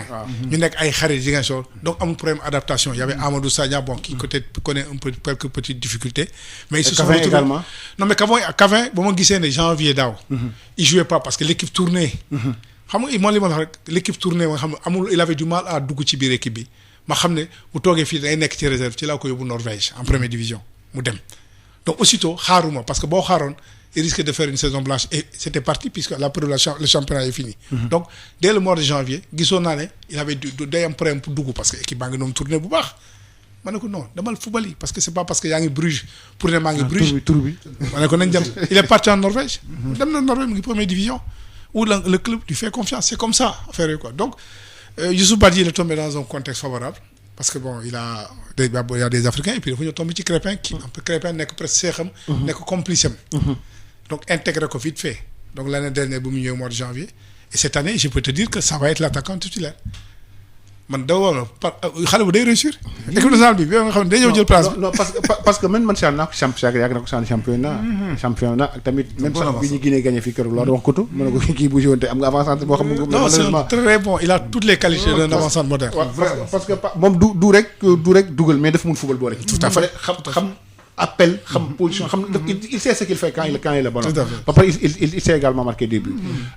benn mën bëgg laa teer moom moo jëm ci mbirum Drogba. yow ku xam Drogba xam la ak moom Pape Drogba xëcc na candidature fédération ivoirienne football malheureusement il n'a pas eu su ma jum il est quasi incertain pour mu nekk candidat. mais y a eu un rebond y a eu un rebond ak ñëpp bëri. non mais en dehors de ça il y a eu un rebondissement en début d'après-midi. Sauf que les arbitres ne se sont pas encore prononcés. Non, ils se sont prononcés. Et la majorité veut Drogba. Alors qu'il y avait une partie des arbitres qui avaient voté pour l'autre, qui avaient donné. Aujourd'hui, il y a deux listes des arbitres. qui se pose. Donc c'est-à-dire que là. Mais quel est le problème de Drogba avec la Côte d'Ivoire? En fait tout ce qu'il a fait pour la Côte non d'Ivoire. du loolu le problème c'est que mooy li ma la wax rek ñaare mën a nekk DJ a dit moi je suis une personne transversale man damay dem nord sud ouest ouest fu ma nekk laay dem te xam nañ ne Côte d'Ivoire affaire fédération dafa politique. DJ tey bu ko neexoon sax du dem élection mais bu nangu woon li ñu ko teg li ñu ko bëgg a wax xam du ma ci dugg. xam nga yoo xam si bu nangu woon yenn yi day jël fédération sur benn plateau. sauf que DJ dafa leen du ma dugg man du ma politique. politique ma. loolu bu ko defee day doy waar. nee na man politique ma je suis le DJ Drogba de toute la Côte d'Ivoire bokkuma 20 tendances. Gbagbo ñoom ak moom ñoo bokk ethnie on était des bété. ñëpp ne woon kenn xamuloon ndax moom laa àndaloon kii. Ouattara ngi nii suma xarit la. fépp laay man politique ma bu nekkee li ngeen bëgg a ma def moo tax may nekk président fédération du ma ko def qu'est-ce qui s'est passé loolu moo tax après gars yi génne ay kii tax mag waaye am na yenn pouvoir étatique. mu ñu dalee sa ko da nga koy yëg. dañ ko ne comme bëggoo ñëw jàppale ñu. parce que on est pour fenn fàttali dañ nekk année élection tamit. oui bien sûr. dañ nekk année élection. donc tey DJ poids am dafa garaaw foofu. te DJ ne loolu lay bañ. te man dama ci mus a opposé wu ne ko doo dugg ci politique pour le moment ba mu arrêté carrément il y a 2 ans ci laa dem ne ko ma ne ko li nga xam mooy football dama la nga jéem a jël kii mais on s'est rendu compte que même association des anciens footballeurs les kii. affaire loolu mais non ñooñu xoolal ñooñu li ñuy def. du question parce que dañ leen ko imposer dañ leen ko teg am na ñoo xam ne dañ leen téye fenn moo tax man la. yàlla nañu yàlla musa coéquipier. yàlla nañu am ñoo yow te nga joué ñoom ñoom Yaya Touré ñoom mayoo. xam nga Yaya Touré kenn mënu ko téye. Yaya lu mu wax dafa ne man DJ la àndal parce que Yaya kenn téyewu ko ci dara. man sama xaalis maa ko gagné sama carrière ma ko may. li ma def Abidjan maa ko moom. donc je ne suis d'accord que kenn mënu téye malheureusement yeneen gars yi mënuñu wax loolu comme Yaya. parce que xam nga leen téye. donc dañ leen bon yow dama xoolal bët bi fii ngay xool boo ko xool ñu xaar la fële affaire bi loolu la du. parce que jaaxal na ñëpp ah. mais non affaire bi. Drogba moom jaaxal. les groupements d'intérêt les 5 groupements là. ñi fa nekk ñoom lan la médecin yi la arbitre yi. anciens joueurs yi xaw ma lan la les 5 y a 5 kii. mais 5 yooyu yëpp ñan ñoo ko diriger. c'est des gens yoo xam ne ñu ngi foofu ñoo xam ne bon c'est comme là ou da ngay dañ ko nekk ou nga ñëw nga ànd ak ñun ci lii affaire bi ñu ubbil la ko. ou bien dañ doon may nga yegg état nag c'est un rouleau compresseur. loolu mooy wax ci te DJ buggul dugg ci dafa ne man sama bos man sama li ma doon mooy tax ñu ma nekk président fédéral mais kenn du ma dugal ci benn cancan dafa bañ en fait si coûte que ça lui coûte de pas être président de ne pas se présenter c'est pas grave c'est comme ça mais tey. mais est-ce que Pape loolu du yàq image am direct tout ce qu'il a fait dans le football. déglu la Seydou déglu la Thierno wax parce que moom nee na football rek la xam du dugg ci leneen loo xam ni. dafay tax mu accéder ci poste bi mais xam naa bi muy def loolu il avait tenu compte anciens joueurs yeeg arbitres yooyu nga xam ni presque mook ñoom ñoo bokk corporation ils ont vécu ensemble pendant plusieurs années ak comportement bi mu amoon ak ñoom ak comportement bi mu am tamit en tant que joueur équipe nationale bi ak capitaine bi ak li mu indil Côte d'Ivoire dafa defoon ni reconnaissance boobu ñi nga xam ne ils sont libres dinañ ànd ak même mais comme a dit Thierno la plupart de ces groupements ne sont pas libres. C'est ils sont pas libres. Presque politiques. Mais bien sûr. Donc c'est un peu compliqué. Hein. C'est compliqué. Mais c'est un mal aussi pour la Côte d'Ivoire. Oui, parce que tey bu doon vote démocratique tey taxawal nii rek DJ day toog ñu ko la preuve xoolal ni mu mel affaire bi le fait que ñu naan dina kii du kii xoolal coow li mu indi l'élection de la fédération ivoirienne n'a jamais autant été médiatisée que cette année. Parce que c'est la personnalité de DJ qui intéresse les gens. Quand tu vois que les gens sont prêts à faire des manifestations man maa ko ne te calme c'est depuis le début est-ce que da ngeen DJ benn mot de travers. bul dugg lu xamewuñ na loolu. fair play que le meilleur gagne. d'accord c'est la ay débat d'idées la ku nekk na nga présenté ku nekk dañ ko présenté mais nee na man su fekkee ne dugg ci politique moo tax may nekk président fan du ma ko def pour le moment je ne suis pas en politique bés bu ma di bëggee soobu dans la mal politique du ma xaar que damay ñëw ne politicien damay dem te xam naa ne j'ai une force de frappe parce que qu'on le veuille ou pas DJ a une force de frappe. bien sûr. mais est-ce que loolu du yàq image am. xëccoo parce que peut-être éléments yi nga am peut-être pratiquement. waaw mais nit ñi dañu ko xalaat. am na ñeneen ñoo xam ne ils ont d'autres versions et d'autres idées. que pratiquement. bu jotee dañuy communiquer. parce que non je sais peut-être il n'est pas passé par la bonne voie. Oram rek ci la surfer pour bëgg a nekk président fédération. non du Oram sax du Oram dafa am benn projet daf ko togg avec l'aval. bon xam na yoo xam duñ ci wax parce que ñu ngi ci rajo presque et puis dëkku jàmbur la am na yoo xam ne aussi. man déjà je vais te dire une chose. élection fédération ivoirienne dama ci neutre xam nga tax. pour te dire que les concurrents étaient prêts à tout toog naa benn moment xam nga lu ñu def benn Jeune Afrique concurrent yi xaw ma sori la xaw ma dañ def benn jënd reportage Jeune Afrique. def la garde rapprochée de Drogba pour les élections xam nga kan lañu jiital ci photo bi. sama photo moo nekk ci kanam. Thierno Seydi l'éminence grise l'homme à penser de Drogba celui qui met toute la strate man la ñu bind ci Jeune Afrique wane sama photo mais xam nga loolu c'était fait à dessein. pour dans l'opinion publique ivoirienne naan leen suñu fale bu Drogba jëlee code fédération ivoirienne sénégalais bi moo koy diriger. moo tax loolu yëpp pour te dire que. def nañ ba Jeune Afrique xam nga Jeune Afrique du journal bu ndaw. dugal ko ci jël site pour prendre ko sama photo man ba ci.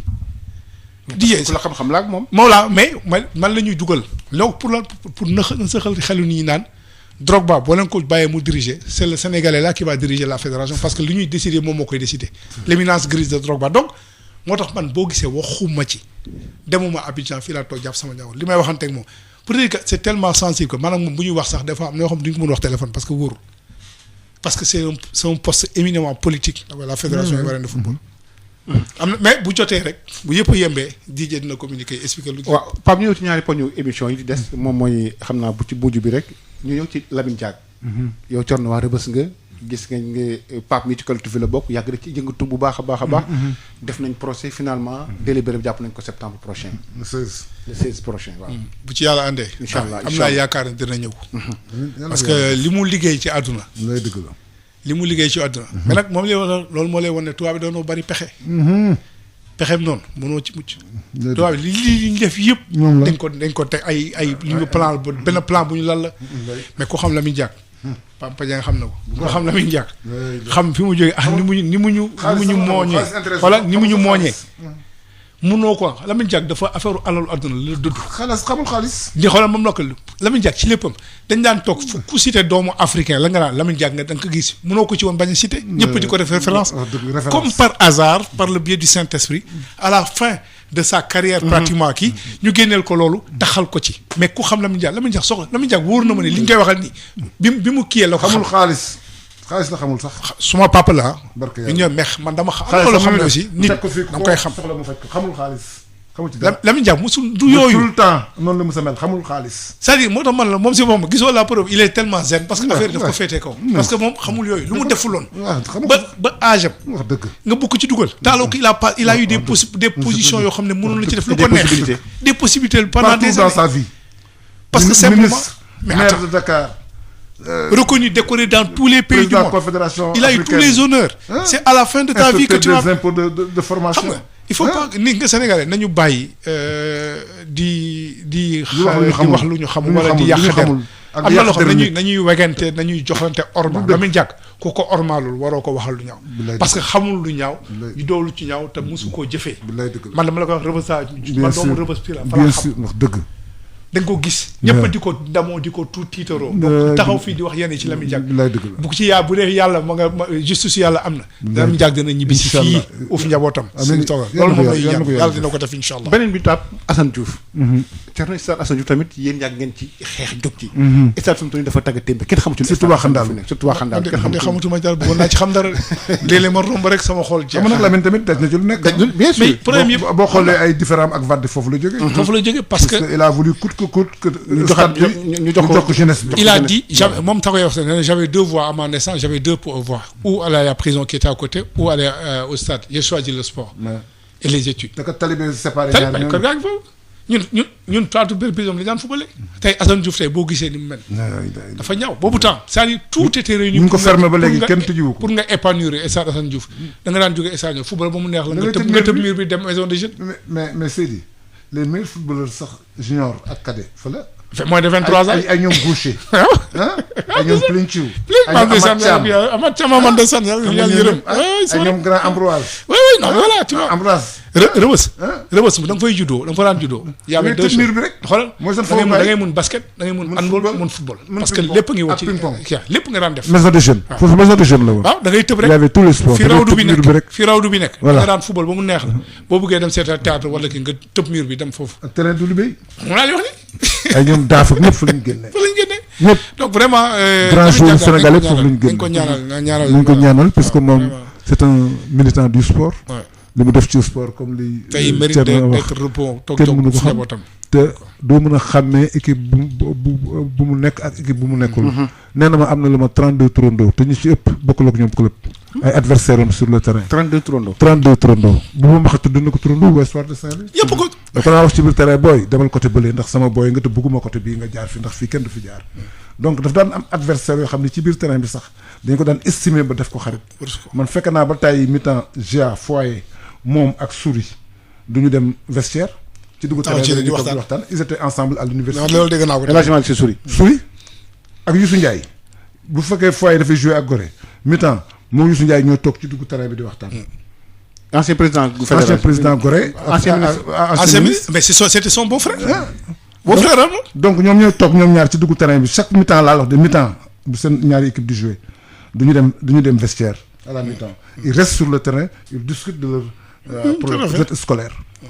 donc c'est un homme qui a tout fait pour le sport nekk président fédération athlétisme nekk directeur technique équipe nationale nekk entraîneur Foyer nekk dirigeant Jaraaf moo ko créé ba pare nekk président Jaraaf non je te dis c'est un garçon qui a tout fait pour le sport malheureusement comme Thierno a dit tubaab yi am na loo xam ne bëgguñu ko pour ñoom.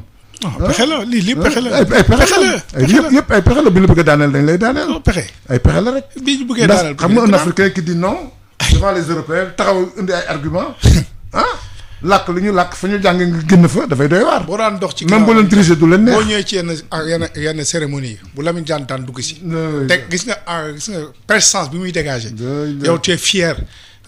c'est la mission Pape Diouf man bi ma daan ànd ak Pape Diouf damay mel ni xale bu nekk ci gis nga Pape bu ne tëll da nga ko daan gis da ngay gis nit ñi dañuy di ko nuyu yow da ngay bég sa au fond de toi-même genre personnalité yooyu tey je veux dire Pape newatu fi mais Lamine Diack on doit le protéger on doit faire un monument l'État ne doit pas xaw ma parce que xëy na président Macky Sall xam naa il est pas insensible à cette situation là xëy na am na yoo xam ne waxu biir la mais gëm naa ne Lamine Diack bu kii bee dina ñibbisi bu parce que duñ ko tëj 80 quelque doo ko tëj mais Thierno dañuy wax rek bés bu amaan amee Sénégal yëppay ko di Sénégal ñoo koy génne fay ko def nañ ko sax moom laa wax moo tax parce que loolu rek lañ ko mën a def loo ko tëj foo koy def doo ko tëj def nañ ko garantie bi def nañ ko doo ko tëj kii bi appel bi ñu koy def man gëm naa ne duñ ko tëj foo koy tëj fay nañ lu ma 325 millions bu xoolal bu dee 1 milliard gars yi fay ko Lamine ku nekk la dimbali ci dëkk bi il a rendu service à beaucoup de personnes am na tey jii ñu am ay terrain ay parcelles ak ay kër c'est lui il a beaucoup fait pour dans le social même comme li ngay wax bi mu dem levée du corps Jacques Diouf à Paris j'ai des amis qui sont là-bas mais nee na bi mu ñëw ñëpp a jóg mais bien sûr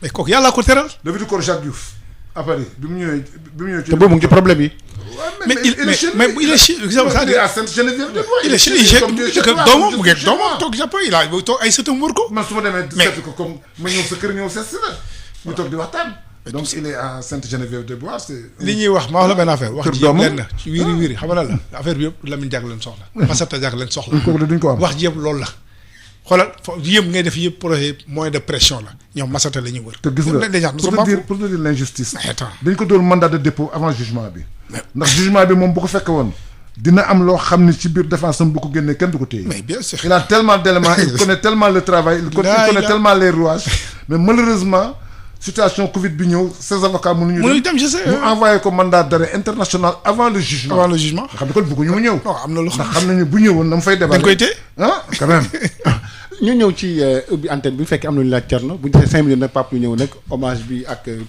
président Pape Diouf Pape Laye 88 628 98 98 ngeen di oote suñu invité tey moom mooy Thierno Seydi nekk agent jour waxtaan nañ moom ci lu bëree bëri ci wàllu reconversion yi Thierno tamit ci wàllu équipe nationale bi gis nañ tamit Sénégal ba léegi moom moo nekk sur le toit de l'Afrique man première place boo xam ne man dafa xaw bizarre parce que non da nga naan un roi sans couronne merci beaucoup un roi sans couronne je connais ta position Alaaji Malick xam naa sa position ci loolu. Thierno xam nga man gars yi ni ñu koy ni ñu emballé woog ay on a joué te sport gain la ça me pose problème. waaw mais nag Malick on ne peut pas se lever et atteindre le sommet comme ça sans passer par les rois. est-ce que ñu tegu nañu ci yoonu sommet bi. ah oui xam nga en 2022 tous nos jours là seront trentenaires. waaw d'accord.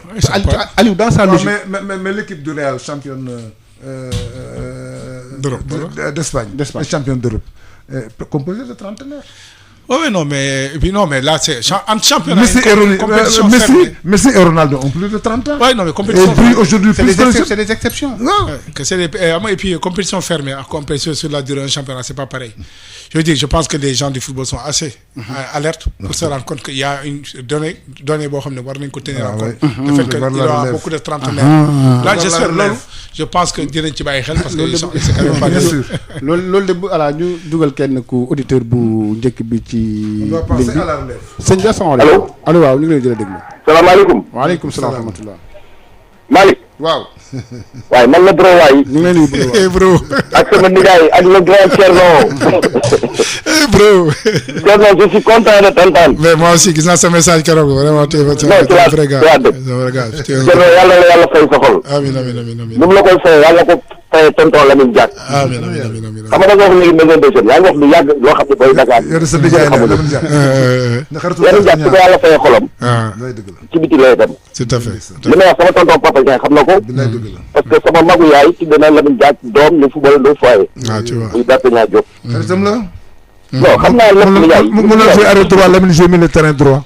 ah jeex na ak ils étaient proches. Bouba Diop. lay ndeysaan. xam nga nijaay. yàlla ngeen fi yàgg te wér. amiin amiin. yéen li ngeen xam moo bëri. damay ñaan yàlla Lamine Diack yàlla indiwaat ko Sénégal sain et sauf. lay yàlla na ko def. sain et sauf. am nañu ci te dina ko def parce que yàlla dina ko fay xolam. incha allah. soobee yàlla ak yeneen def Thierno. waay. Thierno nag yow après la quoi parce que soxla naa la pour beneen affaire quoi. waaw maanaam bu dee moom fii quoi dégg nga. waaw non mais kooku beneen affaire la. tout à fait tout à fait. waaw mais amal jàmm Thierno dundal jàmm. merci def naa li nga def yëpp gis naa lépp yàlla na yàlla fay. amiin amiin amiin merci beaucoup merci Merci mon frère. merci. merci beaucoup. jërëjëf bro. gis nañ ne équipe bi mais am nañ keneen ci ligne bi allo. allo. ñu ngi lay nuyu la déglu sëñ bi. waaw maa ngi leen di nuyu Thierno di nuyu Pape Dieng ak Ndiaye. na ngeen def. alhamdulilah. oui. waaw Thierno maa ngi lay nuyu ma ni Pape Seck à Marseille. Pape ça va. non bien sûr moi j'ai reconnu la voix Pape. Pape comment tu vas. dama doon bàyyi nga waxal sa bopp sa tur. Seck. dëgg la dëgg la. mais on reconnaît la voix. waaw. et content aussi que tu participes à dafa l'émission. am ñaari ponk. ma bëggoon kii rapidement rek. allez-y. ñuy fàttalikuwaat grand Pape. il restera toujours avec nous. lay ndeysaan. que son âme se repose en paix. amiin amiin amiin amiin. amiin waay. il manque beaucoup nag. ah il manque tout le monde. à tout le monde. oui oui léegi kii si affaire arrêt wu championnat bi laay wax. waaw. parce que est-ce que comité bi defar loolu concerté woon nañu Linguère ak Tëngéej pour mën nga xam du am ay frustration après. je ne pense pas. est-ce que concerté parce que. Pape mën naa la tontu. non je ne pense pas. Pape mën naa la tontu. non même àggale. allez-y même àggale. parce que même en France. avant ñuy décider dara. même bu lay frustré après bu ñu la koy subirloo dana am ay réunions yu jëkk yooyu yi nga xam dëgg la de ne mooy tax sensibilisation. bu ñu ko Tout à fait. décidé. oui oui tout à fait. ah allo. mais ñu ngi lay dégg bu baax Pape. waaw day am ay réunions yi nga xam ni. dëgg la préparatoire jëkk la yi nga xam ne dañ ciy réfléchir bu baax a baax. nga xam duñu subirloo kenn lenn. mais préparatoire. décision bi mooy dal sa kaw moo lay topp. waaw parce que est-ce que loolu am na parce que man waa Linguère bëggoo ak waa Tëngéej est-ce que yéen bi ñuy décider jëkk na leen aviser laaj leen xool wala dañ leen subirloo li am. je ne pense pas. foofu laa doon wax quoi parce que li dal ñëpp la dal question compréhension la aussi. mais aussi bu compréhension amee dañu war def jëkk dawal compréhension pour ñu mën comprendre liy am aussi xaw ma comprendre ngeen ma wala. si si j'ai compris effectivement concertation en amont. voilà. impeccable. est-ce que parce que bu loolu amoon y aura moins. de frustration frustration. tout à fait d'accord. parce que léegi kenn nangootul subir dara loo def nit daf lay attaquer fenn. dëgg parce que dañ leen jox moyen. non moyens yi nga xam ne da lay permettre nga doo subir. il faut ñu xam loolu. parce que j'ai entendu Augustin ma koy nuyu xaw ma mu ngi déglu. mu ni ku mu xaw ma moo ko wax wala waxu ko attention. mu ni ku mu neex na nga dem ci justice bi nga réclamer sa kii parce que kii mais baaxul quoi baaxul ci football bi. on n'a pas baaxul ci besoin de football ça. bi surtout que football bu sooxee. parce que gis nga bu partenariat dañee rek adversité am day yàq lu bari. Tout à fait. Thierno xam nga li may wax. bien sûr Le football ne veut pas ça. même pas ça. c'est vrai c'est vrai. À mon avis, à mon humble avis. non je comprends tout à fait ta position. waaw man foofu laay waxee quoi. oui oui. ba pare waaw xaw ma am ngeen ci situation wala déet. après ma Non, mais ta position, elle est tout à fait normale. J'ai toujours dit en amont, les discussions devaient se tenir en amont. oui. Am la parce que lu ñu waxtaanee pencoo ko rek dëgg la. parce que après toujours ça fait Non, chaque bu décision ñëwee sax di nga ko mën tu l'encaisses plus facilement. Thierno, chaque décision fait l'objet d'une Parce que c'est de façon dans la situation bii passé nii quel que soit alpha dina am frustration.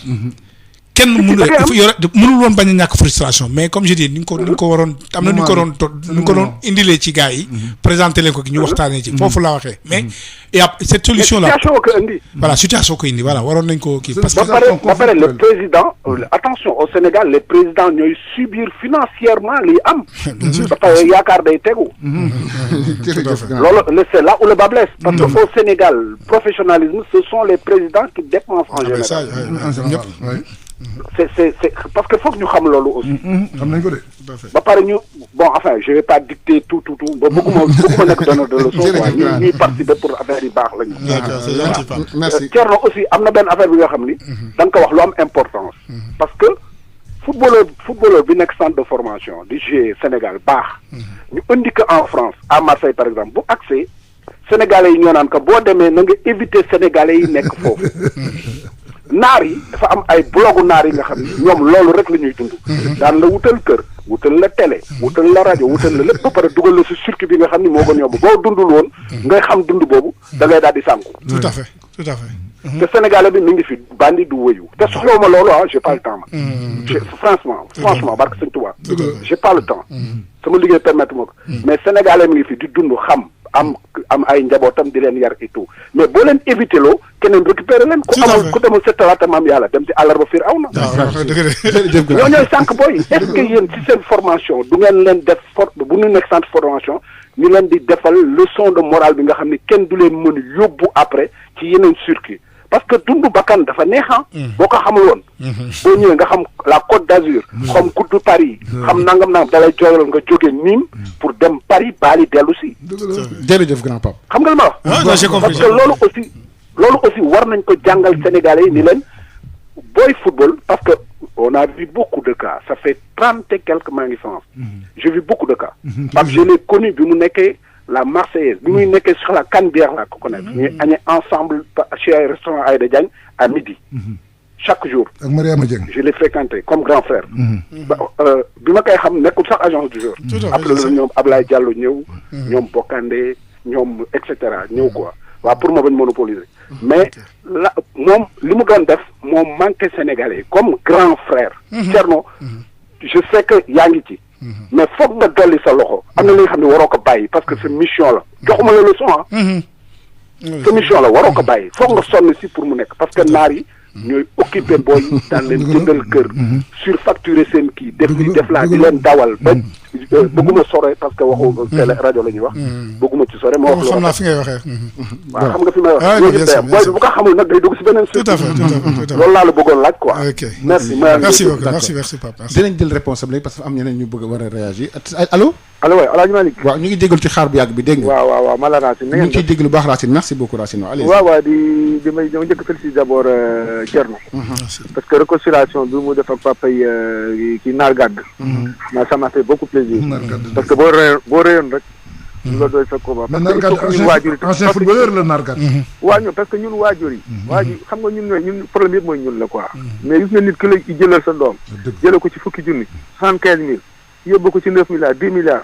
mais kooku ku la jox añ ña la jox sa da nga ko war ko gëm parce que xale itam il faut ñu bàyyi leen parce que sa doom yaa ko jur mais ki koy indil ki la indil teranga mais bàyyi koog moom nit da ngay góore wet ci li ko góore mais ñun sama classe ki ñooy dem wala noonu topp sa noppi noonu kii dafay nax sa doom mais kii jox sa doom 20 milliards 30 milliards ci benn contrat mais kooku da nga ko mën a fay mais kooku mënoo ko fay parce que terangal indi ci famille bi yaatu na famille jóg nañ ci ndóol jóge ci ndóol dugg ci mais tamit da ngay sant yàlla parce que gis nga nekk li nga moom li nga ku nekk rek dafa am lu la yàlla sa muur da nga koy lekk tamit vraiment gis nga les managers là vraiment man de Thierno Seye développement dara man je suis beaucoup ak Pape Diouf parce que vraiment gis nga football am na foo xam ne boo fa jógee ci néeg bu lëndëm dégg ci lamp yu leer te gis nga dañu naan nawetaan tremplin la ku jógee nawetaan dañ naan bul dem Jaraaf bul dem Chia demal Stade de Thiaroye demal effectivement c'est comme en Europe tamit booy dem jaaral ci aérien ay équipe di dem di yéeg peut-être di yéeg ndànk ba egg ci kii parce que comme booy bi ngeen wax booy bi jóge woon fële dem Barcelone mais ku nekk xamoon nañ boo demoon foofu il n'est pas loin mooy daloon comme jour Ghanéen boobu nii lamte à l'époque donc vraiment daal man Thierno Seye daal comme ni ma wax daal mu gis nga nit yéen daal yàlla jox na leen kii ñun sama classe yi dañu bëggee. donc daal nekk leen waaju nekk leen waaju. xale yi daal seen doom lañu bu leen topp waaju rek yooyu man bi ma déggee réconciliation yow naar ga mais dama kontaan trop. ma ne ci vraiment Thierno est un grand quoi. c'est bien expliqué. waaw di ñaanal tamit père Lamine Diack tamit na ci yal na ko yàlla génn. parce que père Lamine Diack moo lépp la daal il a tout fait pour le Jaraaf et pour le Sénégal. ñu koy ñaanal yal na ko yàlla dellu jàmm. amiin barke Seydina merci beaucoup. voilà 88 la 628 98 98 ngeen ootee suñu invité tey moom mooy Thierno Seydi nekk agent de joueur waxtaan ak moom ci ay poñ yu bëree bëri ñu ngi woon ci wàllu équipe nationale Thierno gis nañ ne équipe bi les joueurs sont trentenaires te on a un coach boo xam ne il a des certitudes et il s'entête sur ses choix day il s'entête ci day li muy def daf koy gëm ak ay joueurs yoo xam ne fii ak 2022 est-ce que équipe bi du jotul léegi nag temps ay du 109 pour ñooñu sax au moins xam mën a am dara pour 2022. waaw non mais je pense que il a été assez alerté par tes collègues journalistes j'ai vu beaucoup d'articles dans ce sens. Ah ouais, bien sûr. Je pense que ça rappelle 92 quand l'article de Pape sur Claude Leroy avec les générations. dama ci werante ak moom ba voilà donc non mais je pense. voilà c'est ça. Donc mais je pense que Aliou est assez alerte bon comme je dis il a ses convictions gis nga àdduna looy def rek def ko conviction. avec ngay timbre bi avec timbre avec tes convictions. Ouais, mais il faut être un peu pondéré dans cette non mais quand je dis oui il faut être pondéré c'est pour ça que je dis aujourd'hui j'espère qu'il est assez réfléchi assez intelligent pour pouvoir se projeter sur encore les 2 prochaines années parce que là c'était en 2021 il a 1 an presque 1 an et demi où il a le choix il a la possibilité de xool leneen voilà ça s'il reste figé après c'est lui qui assumera mais je pense que aujourd'hui il a moi je ne pense pas Thierno moi je crois qu'avec ce qu'il a il connaît déjà ce que peut lui apporter ce qu'il a. Ce qu'il a et ce qu'il va rajouter. Il sait pertinemment qu'il lui faut un plus. Voilà. Et ce plus-là. Mais xam na ko mais Malick attention entre la préparation les éliminatoires et la Coupe d'Afrique il a fait beaucoup de changements par rapport aux critiques qu'on lui faisait. dañuy waxtaan rek ñooñu. waaw Malick may ma mu ñëw parce que tamit Malick c'est malheureux tu n'es pas entraîneur moi je l'ai été c'est difficile de mettre en place une équipe qui gagne toujours une équipe ne peut pas toujours gagner mais malheureusement pour nous li leen metti moom metti ñëpp qu'on perde 2 fois devant le même adversaire dans une même compétition ça fait mal. kooku ça fait mal. ak ay joueurs yoo xam ne. duñu apporter dara li ma la wax rek non le fait de perdre 2 fois contre l'Algérie pour un Sénégalais ça fait mal parce que pour Sénégalais bu ko Algérie dóoree àllale du ko dóor au retour donc loolu peut-être foofu lañ ko. foofu lañ koy blâmer appris de ça. voilà c'est ce que je dis il aura appris surtout. parce que l'équipe keroog n'était pas conquérante bi muy dugg ci terrain bi dama xool seen bët ni la ñii dañu tiit les Algériens étaient mieux préparés que nous peut-être psychologiquement te loolu liggéey la boo xam ni surtout que dañu ragaloon. li ma la xam ñoom dañu ragaloon man j'ai vu après jamono c'est malheureux on s'est croisé ñu ci waxtaane. waaw même Thierno dañu ragal mais dañu perturber ñun ñu mujj dem ragal dañ ñëw dugal ñu benn bi jox ñu bal non ñoom li booy dox dañu parce qu'on n'a pas été dangereux Malick mooy li booy dox dañu dugg suñu maay ndax bu entraîneur bi demee banaan classement bi Sénégal di jouer xam naa ko remplaçant yi xam naa leen xam naa ni ñuy jouer te may gagner loolu am na fu mu ko teg non d'accord c'est un travail c'est malheureux mais je crois que Malick boo déggee président fédération bi li mu wax puisque nee na ay palier la sport palier la dem nañ quart de finale jóge fa dem finale 3e échéance bi mooy gagner coupe bi ndax ñu ci yoon wi te loolu li mu wax c'est logique rien ne dit que le Sénégal va gagner la coupe peut-être mais en tout cas nous pensons que le Sénégal est en train de progresser ndax progrès bi moo tax ñu nekk meilleure équipe africaine on a fait des progrès aussi Malick yaa ngi wax léegi ne un roi sans couronne voilà ñu jël benn auditeur allo salaamaaleykum waaleykum salaam wa rahmatulah waaw Alaaji Malick man maa delluwaat dañu wax lu am solo parce que gis nga Coupe d'Afrique bi di ñëw ñu xalaat ci jour ils sont trentenaires bien sûr bien suñu match contre Nigéria bi Yékini di buddeeku toog topp ko di ko jàpp mënu ko jot 92 waaw parce qu'ils étaient vieux ci ay tour Yékini dafa buddeeku daw mënu ko dab di ko xëcc pour jéem ko jàpp mënu koo jàpp je me rappelle coupe du monde bii passé man Allemagne laa faral man je supporte l'Allemagne Ablaye Ndiaye toog na foofu seen kii bi match contre kan waxoon na ko ma kii ko mais effectivement il a raison sur moi parce que gis nga aussi il faut que ñu préparer la relève. parce que on a des joueurs trentenaires xale yaa ngi. non mais je pense que Aliou est assez intelligent. parce que Crépin ngi joué Ismaïla ngi joué.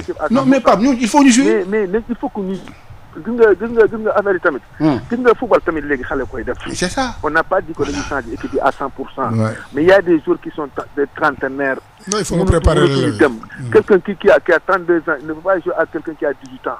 boo tasee ku am 18 ans li muy récupérer ci 5 minutes yow donc il faut nga def ay ñaata heure pour récupérer ko. tout à fait. donc aussi il faut que waxuñu nañu changer équipe bi à 100%. mais nañu sóoraal tamit fii ak 2 ans.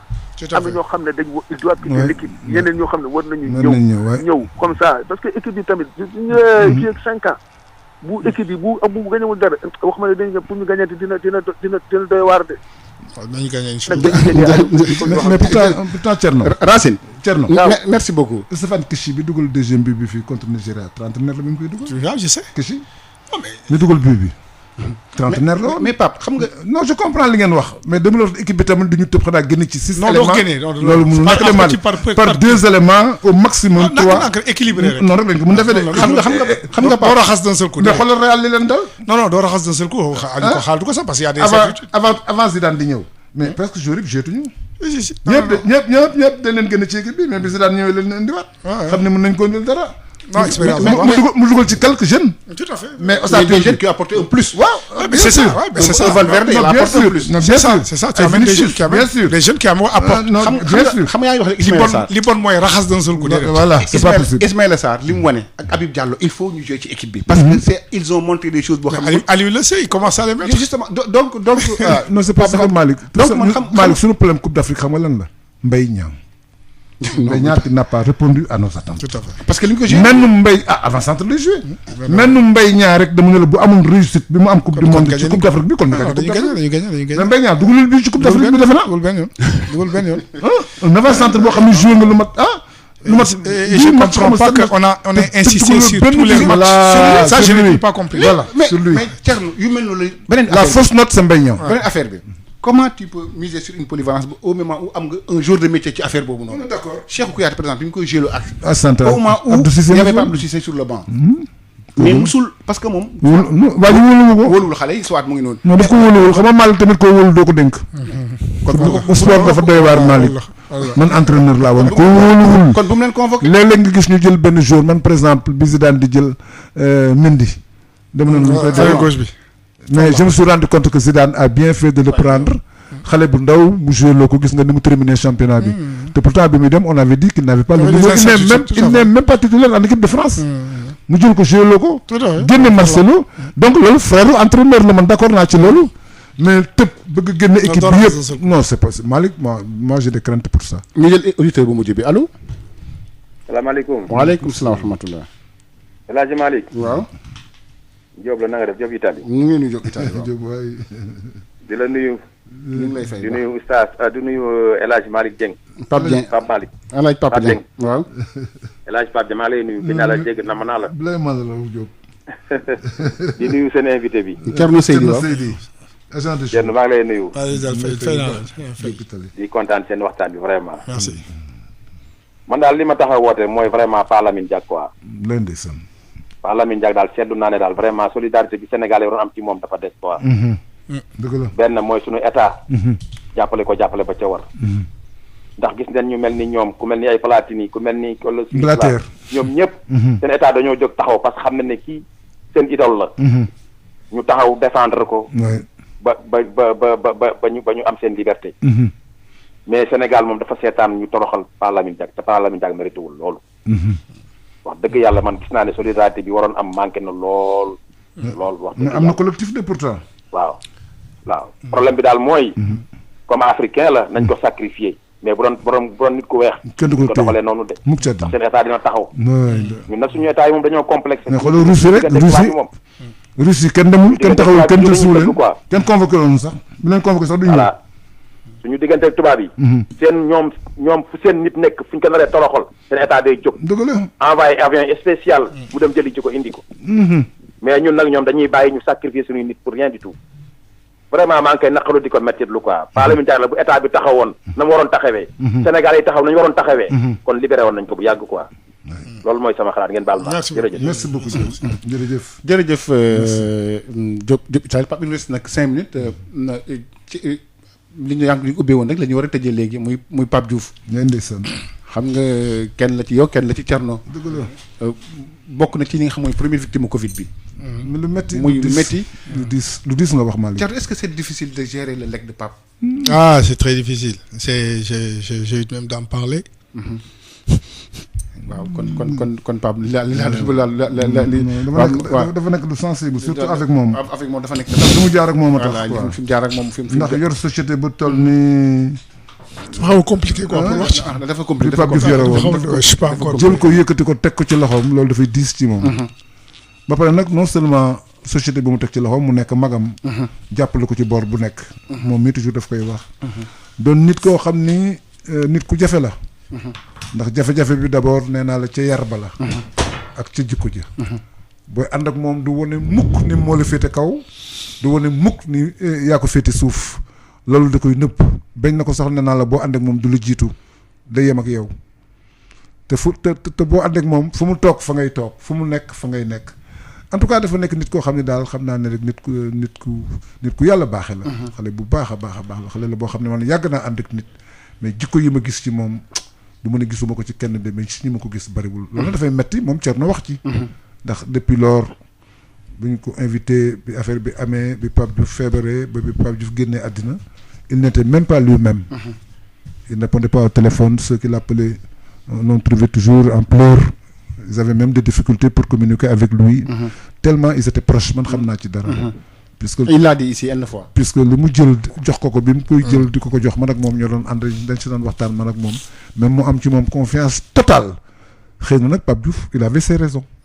ndax li tax mu am ci Thierno confiance man daf ma jaaxaloon sax une confiance aveugle mais avec le temps ak boo leen di jigéey ak di waxtaan ak ñoom di nga comprendre li mu gisoon ci moom dafa bëgg moom xalaatul woon sax ni dina fi teel a jógee mais bés bu demee ba liggéey bi nga xam ne mi ngi ko daan liggéeyatu ko. bu ko tegee ci loxoom fu mu nekk xelam dafay dal. loolu moo tax li ñuy def mooy ñaanal ko rek yàlla na ko yàlla xaar. amiin te nag dama ni la bu fekkee def lu baax rek moo yóbbu nit àjjana. am na benn waay bu ma dajale mënu ma Pape Diouf day dem àjjana ma ne ko ah bon wóor na la mënu ma ku ci Covid bi la gaañu te jàngoro xaw ma. mbas. ku ci daan ku ci génn àddina nga jëm. kon ñu ngay ñaan àddina jooju nga xam ne ñëpp ko yéene yàlla na ko fi yàlla yóbbu ndax teral na ay xaritam. teral ay àndandoom teral ay mbokkam teral ay waajuram. doon nit koo xam ne dama ne la booy wax ci moom suba ba ngoon du jeex. waaw tout à fait. ndax il est l'incarnation de la bonté. kon mbokk auditeurs yi ñaan yàlla sénégalais yi ñaanal ko di ko ñaanal parce que gis nga pour te dire que nit sa jëf rek lay topp. gis nga boo demee Segu Yoff bés boo demee chaque jour man saa yi mu fa demee damay gis ay anonyme lay dëgg la benn portier bi nekk ci Cimetière nee na ma ñii ñëw di laajte ba bàmmeelu Pape Diouf moom sax daf ko jaaxal da ngay gis ay nit ñoo xam dañu jógee fu ne ñëw tam saa yu ma fa demee danaa fekk ay nit taxaw di ko ñaanal too xam ne xaw ma leen des fois nit ñi sax ñoo may xàmmee yàlla xam sax li tax mu yóbbu ko ci Covid bi doon Covid bi kon yàlla dina ko fay incha allah merci beaucoup waaw moom la su ma day soxnaam moom rek lay wax saa yi ma ko woowee daan na Pape na ngeen ñaanal Pape Diouf rek fi des moom rek lay wax Oumy Gueye soxnaam saa yi ma ko woowee daan na Pape ñaanal leen sa xarit ñaanal Pape Diouf kon ñu ngi Sénégal yëpp ñu ngi leen di ñaanal ko ndax tamit doonoon na koo xam ni ku ñu ràññee la woon ak taxawaayam ci sport bi ci turu Sénégal defe naa ni taxawaay bu am solo la ci niveau équipe nationale yi ak yow daan nga dajeek moom ci compétition yi ci Coupe d'Afrique yi xam nga daaw ko raté match bu Sénégal am fii lu mu xat-xat day ñëw te bu ñëwee tamit gis nga bu ñëwee ci tribune bi di yéeg man dama naan ànd ak moom sax si ma jóg dama ko ni Pape Diouf man damay defi reportage maa léegi nga nee dama xaar ñii nga nar a nekk fi di leen nuyoog ñëpp fu ci nekk taxaw fi damay tardé léegi bàyyil ma jiitu la ndeysaan mënu ma kon Dieng léegi nañ bàyyi ba match bi tas comme ça ñu dajee ci oto bi Malick kooku toog nga ak moom fii mais gis nga jikkoom toog nga ak moom fii gis nga humilité am ak oyofam toog nga ak moom fii gis ni mu fonke parolam ak ni mu fonke rendez-vous bi ko daan invité 18h30 la naan ma Pape Dieng ma ne ko mu ni ma ci entrée VDN bi nañ fa dajee puisque léegi fii dafa bëri ay immeuble dafa bëri ay changement te bëgguma tardé émission bi ban heure lay commencé ma ne ko 19h mu ne ma jël si ma 6h15 ma ne ko Pape 6h15 te ñu bàyyi ba 6h10 Dieng li ma lay ñaan mooy 6h15 man maa ngi ci angle bi te du ma ko fa bëgg a bàyyi bu 6h10 jotee na ñëw mu ne ma Pape maa ngi ne gaari ci angle bi tout simplement rek pour bañ a rater rendez-vous bi xam ne kooku c'est un professionnel kon Malick kooku lu ñu def lu di ko ñaanal puisque ci ñun la bokk bi sudd amee ba léegi saa yu tegee tànkam Dakar ñëw waxtaan ak moom xam ne kon loolu cër bu mu la jox la yàlla na ko yàlla delloo kon Seydi ñu bàyyi nga tàggu auditeurs yi xam na émission bi neex na bu ñu continuer dañuy passer heure bi waaw en tout cas maa lay remercier encore comme ni mu leen waxoon rek c'est vrai que fi ñu tëjee xaw na diis ci man mais je pense que bon les gens comprennent quoi émotion bi moom mooy jël mais mooy li ma wax rek moment bi ñu toll nañu ñaanal yàlla grand Pape Diouf yàlla yërëm ko ci ko ba pare di ñaan sénégalais yi nañu delloo si seen xel tey def li xew parce que lii feebar bi pour man misaal suñu borom la te war nañu delloo ci yu bari te dafay jéem a respecter gestes barrières yi tey jéem a aar suñu bopp surtout ma pare tabaski bii quoi ñaan yàlla def fi jàmm musul ci seytaane bi balaa lépp voilà jërëjëf te football bi ñu déggoo. waaw nañu déggoo non dinañ déggoo non xam naa dinañ déggoo passion bi bari mais dañ déggoo incha allah nañu déggoo waaw kon mbokk auditeurs yi ñu ngi leen di sant di leen gërëm suñu invité tey Thierno Seydi la woon ancien joueur agent de joueur waxtaan nañu ak moom ci li jëm ci wàllu xale yeeg transfert yi même sur li nga xam ne dañoo arrêté compétition yi sur le plan national. émission bi nag incha allah boo léegi dinañ ko tegaat après le journal de 22h ci Sud FM seen rajo. ngir massage bu jaar ci yoon taamu leen gamme Piro Valda Valda Afrique ak Piro Valda ñoo leen doon may seen émission Rétro Sport.